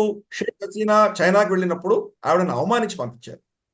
సో దానితో ఇప్పుడు ఆవిడ చాలా స్పష్టంగా చైనాని వదిలేసి భారతదేశంతో మైత్రి పెంచుకునే దిశగా ఆవిడ కూడా నిర్ణయాలు తీసుకోవడం మొదలుపెట్టారు. మోంగ్లా పోర్ట్కి సంబంధించినటువంటి మెయింటెనెన్స్ భారతదేశానికి ఇవ్వడానికి నిర్ణయించడం జరిగింది. ఇప్పుడు మనం చూస్తే కనుక మియన్మార్లో కియాక్ ఫ్యూ అన్నటువంటి ఒక పోర్ట్ చైనా కంట్రోల్లో ఉన్నది. చైనాకు వాళ్ళు మెయింటెనెన్స్ చైనాకి ఇవ్వడం జరిగింది. అలాగే అదే దేశంలో సిట్వే పోర్ట్ని భారతదేశానికి ఇచ్చారు వాళ్ళు. ఇప్పుడు మోంగ్లా పోర్ట్ మనకు వస్తున్నది. అంటే చైనా అక్కడ ఏమైనా చర్యలు చేస్తే దాన్ని కాపుకోయడానికి 2 పోర్ట్స్ మన భారతదేశం యొక్క అధీనంలో ఉన్నాయి. బంగ్లాదేశ్లో ఒకటి ఉన్నది, మియన్మార్లో ఒకటి ఉన్నది, 2 ఉన్నాయి. కాబట్టి ఈ 2 కూడా స్ట్రాటజీగా మనం కంట్రోల్ చేయొచ్చు. కింద చూస్తేనేమో అండమాన్ నికోబార్ ఐలాండ్స్ మన దగ్గర ఉన్నాయి. అంటే ఒకవేళ వాళ్ళు కనుక క్యోక్ఫోలో వెళ్ళి వాళ్ళు ఏమైనా చేయదలుచుకుంటే మొత్తం సరౌండ్ చేసినటువంటి మన పోర్ట్స్ అక్కడ చుట్టుపక్కల ఉన్నాయి. బంగ్లాదేశ్ కావచ్చు, మియన్మార్ కావచ్చు, అండమాన్స్ కావచ్చు. కాబట్టి స్ట్రాటజిక్గా బంగ్లాదేశ్ మళ్ళీ భారత కూటమిలోకి వచ్చింది అనడానికి ఇది మంచి మెసేజింగ్ కింద మనం భావించాలి. అలాగే తీస్తాకు సంబంధించింది కూడా కాంట్రాక్ట్స్ భారతదేశంగా రాబోతున్నాయి. చైనాని అక్కడి నుంచి తీసేసే ప్రయత్నం చేస్తున్నారు. ఇది బంగ్లాదేశ్ సంబంధించి. రెండవది నేపాల్ కూడా 2015 నుంచి $900 మిలియన్ ఏదో వాళ్ళకు ఒక కీలకమైనటువంటి రోడ్డుకి వాళ్ళు ఇస్తాము, బెల్ట్ అండ్ రోడ్ ఇనిషియేటివ్ పేరిట అని చెప్పి వాళ్ళు చెప్తూనే ఉన్నారు. ఈ నేపాల్ వాళ్ళకి ఎన్ని లెటర్లు రాసి ఎన్ని రిమైండర్లు ఇచ్చి వాళ్ళు కలిసేపడంతా అడిగి ఎంత చేసినా కానీ ఇంతవరకు పైసలు ఇవ్వలేదు. అంటే చైనా ఎందుకు చైనా చేయలేదంటే దీనికి కారణాలు ఉండొచ్చు. ఒకటి, చైనా దగ్గర పైసలు లేవు, వాళ్ళ ఫైనాన్షియల్లీ వాళ్ళు కూడా చాలా దెబ్బతింటున్నారు, వాళ్ళ ఇన్వెస్ట్మెంట్స్ అన్ని కూడాను నాశనం అవుతున్నాయి, వాళ్ళ ఎకానమీ కొద్దేలవుతుంది, ఇవన్నీ చూస్తున్నాం మనం. రెండవది, నేపాల్లో కమ్యూనిస్ట్ పార్టీ నడుస్తుంది కాబట్టి కమ్యూనిస్ట్ పార్టీకి నేను ఇచ్చినా ఇవ్వకపోయినా కానీ వీళ్ళు మా కూటమిలోనే ఉంటారు అన్నటువంటి ఒక ధీమా అందామా, ఒక ఆరోగ్యన్స్ అందామా చైనాలో ఉంది. మూడవది, వాళ్ళు నిజంగా ఈ యొక్క బెల్ట్ అండ్ రోడ్ ఇనిషియేటివ్ నుంచే వాళ్ళు క్రమేపీ తగ్గుతున్నట్టు మనకు అర్థమవుతుంది. ఫర్ ఇన్స్టెన్స్ సిపిఈసి పాకిస్తాన్లో వాళ్ళు ఇన్వెస్ట్మెంట్ రామారామే ఆపేసుకున్నారు. వాళ్ళు మనకు షెహబాజ్ షరీఫ్ చైనాకు వెళ్ళి 3-4 రోజులు ఉండొచ్చినా కానీ కూడా ఒక్క దమ్మిడి రాల్చలేదు వాళ్ళు. అందుకనే డొనాల్డ్ లు కాంగ్రెస్ హియరింగ్ లో చాలా క్లియర్గా చెప్పారు, China is past and America is the future for Pakistan అని చెప్పడంలో ఉద్దేశం అదే. కాబట్టి చైనా నుంచి ఏమి రావట్లేదు అని అర్థం చేసుకున్న తర్వాత నేపాల్ మేమే కట్టుకుంటాం దాన్ని వాళ్ళు నిర్ణయించుకోవడం జరిగింది. ఇది కూడా మనకు శుభపరిణామం భారతదేశానికి. సో మూడవది, మన బడ్జెట్కి సంబంధించి మనం చూసామంటే కనుక ఏ దేశమైనా ఏ ప్రభుత్వమైనా కానీ కూడా ఎవరికైనా పైసలు ఇవ్వాలంటే దాన్ని వాళ్ళ చట్టబద్ధంగా దానికి అప్రూవల్ ఉండాలి, వాళ్ళ పార్లమెంటు వాళ్ళ క్యాబినెట్ దాన్ని అప్రూవల్ ఇస్తే కానీ వాళ్ళు ఖర్చు పెట్టడానికి వీల్లేదు. ప్రభుత్వ ధనాన్ని ఖర్చు పెట్టడానికి పార్లమెంట్ అప్రూవ్ చేస్తేనే ఖర్చు పెట్టాలి మనం. అందుకని మనం మన ఏ దేశాలకు మనం సాయం చేయదలుచుకున్నామో అవన్నీ కూడా బడ్జెట్లో పొందుపరుస్తారు.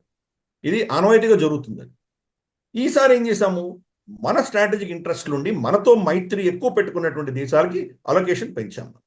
మనకు భూటాన్ అందరికంటే ఎక్కువ ఇచ్చాము. ఎందుకంటే భూటాన్ చైనా హస్తగతం కాకుండా ఉండడానికి కోసం మనం ఎంత కృషి చేయాలో అంత చేయవలసినదే. డోక్లాంలో వాళ్ళ సమర్థనగా నిలిచాం మనం. అలాగే ఇతరత్ర అంశాల్లో కూడా వాళ్ళకి సమర్థన ఇవ్వాల్సినటువంటి బాధ్యత మన మీద ఉన్నది. భూటాన్ యొక్క ఫార్ములా ఏంటంటే అంతర్గతమైన విషయాలన్నీ వాళ్ళ అధీనంలో వాళ్ళు ఉంచుకుంటారు, మిగతా అంశాలన్నీ భారతదేశానికి హస్తగతం చేశారు వాళ్ళు. వాళ్ళ రక్షణ కావచ్చు, లేదా వాళ్ళ కరెన్సీ కావచ్చు, వాళ్ళ ఎక్స్టర్నల్ అఫైర్స్ కావచ్చు, ఇవన్నీ కూడా భారతదేశానికి హస్తగతం చేశారు. కాబట్టి దాని మీద మనం ఎక్కువ ధనం పెట్టవలసిన ఆవశ్యకత మనకు ఉన్నది. మనం ఒక విధంగా చూస్తే కనుక మన దేశంలోనే ఇంకొక అడిషనల్ స్టేట్ కింద దాన్ని భావించవచ్చు. కొంత ఆర్టికల్ 370 371 కంటే కొంచెం ఎక్కువ అధికారాలు ఉన్నట్లు ఒక స్టేట్ కింద భావించవచ్చు దాన్ని. అందుకనే అలొకేషన్ ఎక్కువ చేశాం. అలాగే నేపాల్కి మనం పైసలు ఇస్తున్నాం, మనకు అలాగే బంగ్లాదేశ్కి ఇస్తున్నాం, మనం శ్రీలంకకి ఇస్తున్నాం, ఆఫ్ఘనిస్తాన్ కూడా మనం పైసలు ఇస్తున్నాం. మనం ఈ దేశాలన్నిటితోటి మనకు సత్సంబంధాలు ఉన్నాయి, వాళ్ళు మనం వ్యతిరేకంగా పనిచేయట్లేదు కాబట్టి వాళ్ళకి మనం అలొకేషన్స్ పెంచాం.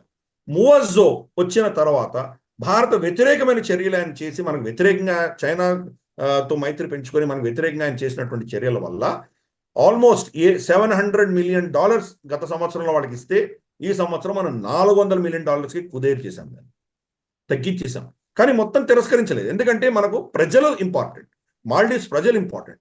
అక్కడ మన ప్రాజెక్ట్స్ ఏవైతే జరుగుతున్నాయో ఆల్రెడీ వెళుతున్నాయో, అక్కడ ఆరోగ్యానికి సంబంధించింది కావచ్చు, లేదా ఆహార వ్యవస్థకు సంబంధించిన ఇష్యూస్ కావచ్చు, లేదా ట్రాన్స్పోర్టేషన్ సంబంధించింది కావచ్చు, లేదా మనకు అక్కడ స్త్రీల యొక్క ఎంపవర్మెంట్కి సంబంధించింది కావచ్చు, ఈ అంశాల్లో మన ప్రాజెక్ట్స్ చాలా ఉన్నాయి. దానికి ఇవ్వాల్సిన ఫండింగ్లో మనం కట్ చేయకుండా కొత్త ప్రాజెక్ట్స్ వాళ్ళకి ఇవ్వదలుచుకోలేదు.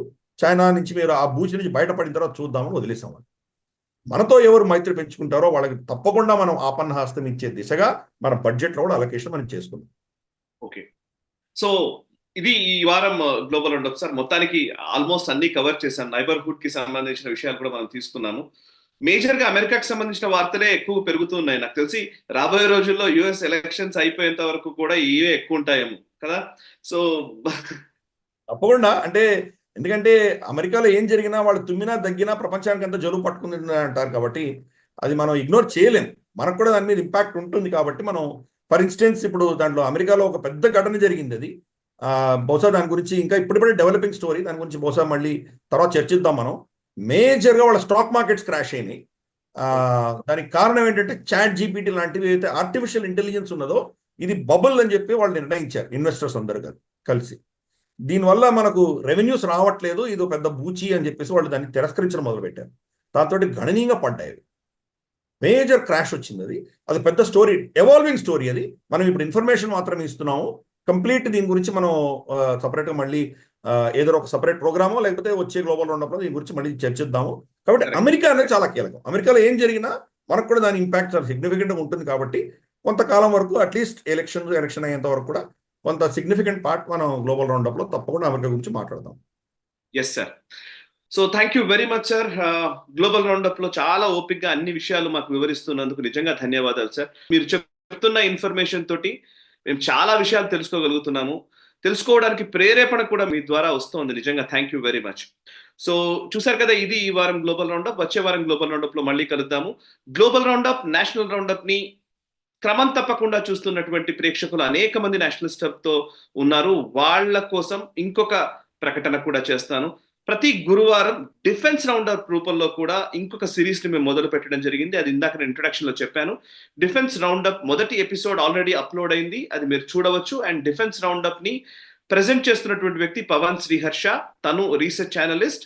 తనని కూడా మీరు ఆశీర్వదించవలసిందిగా నేను కోరుతూ ఉన్నాను. అండ్ గిరిధర్ గారి విశ్లేషణాత్మకమైనటువంటి, వివరణాత్మకమైనటువంటి అనేక విషయాలు డిఫెన్స్ కి సంబంధించి, రక్షణ రంగానికి సంబంధించి మేము అన్ని ఒక దగ్గరికి కంపైల్ చేసి మీ ముందుకు తీసుకొస్తున్నాము. ప్లీజ్ వాటిని కూడా ఆదరించవలసిందిగా విజ్ఞప్తి చేస్తూ, మనసా వాచా కర్మణ దేశహితం కోసం తప్పించే nationalist hub. Thank you very much. ఈ వీడియో మీకు నచ్చినట్టయితే లైక్ చేయండి, 10 మందికి షేర్ చేయండి. అలాగే కామెంట్ల రూపంలో మీ అభిప్రాయాలను మాతో పంచుకోండి. Nationalist hub group of channels ను సబ్స్క్రైబ్ చేసుకుని తెలుగునాట జాతీయవాద జర్నలిజాన్ని ప్రోత్సహించండి. ఈ వీడియో కింద ఉన్న బెల్ ఐకాన్ పై క్లిక్ చేయడం మర్చిపోవద్దు.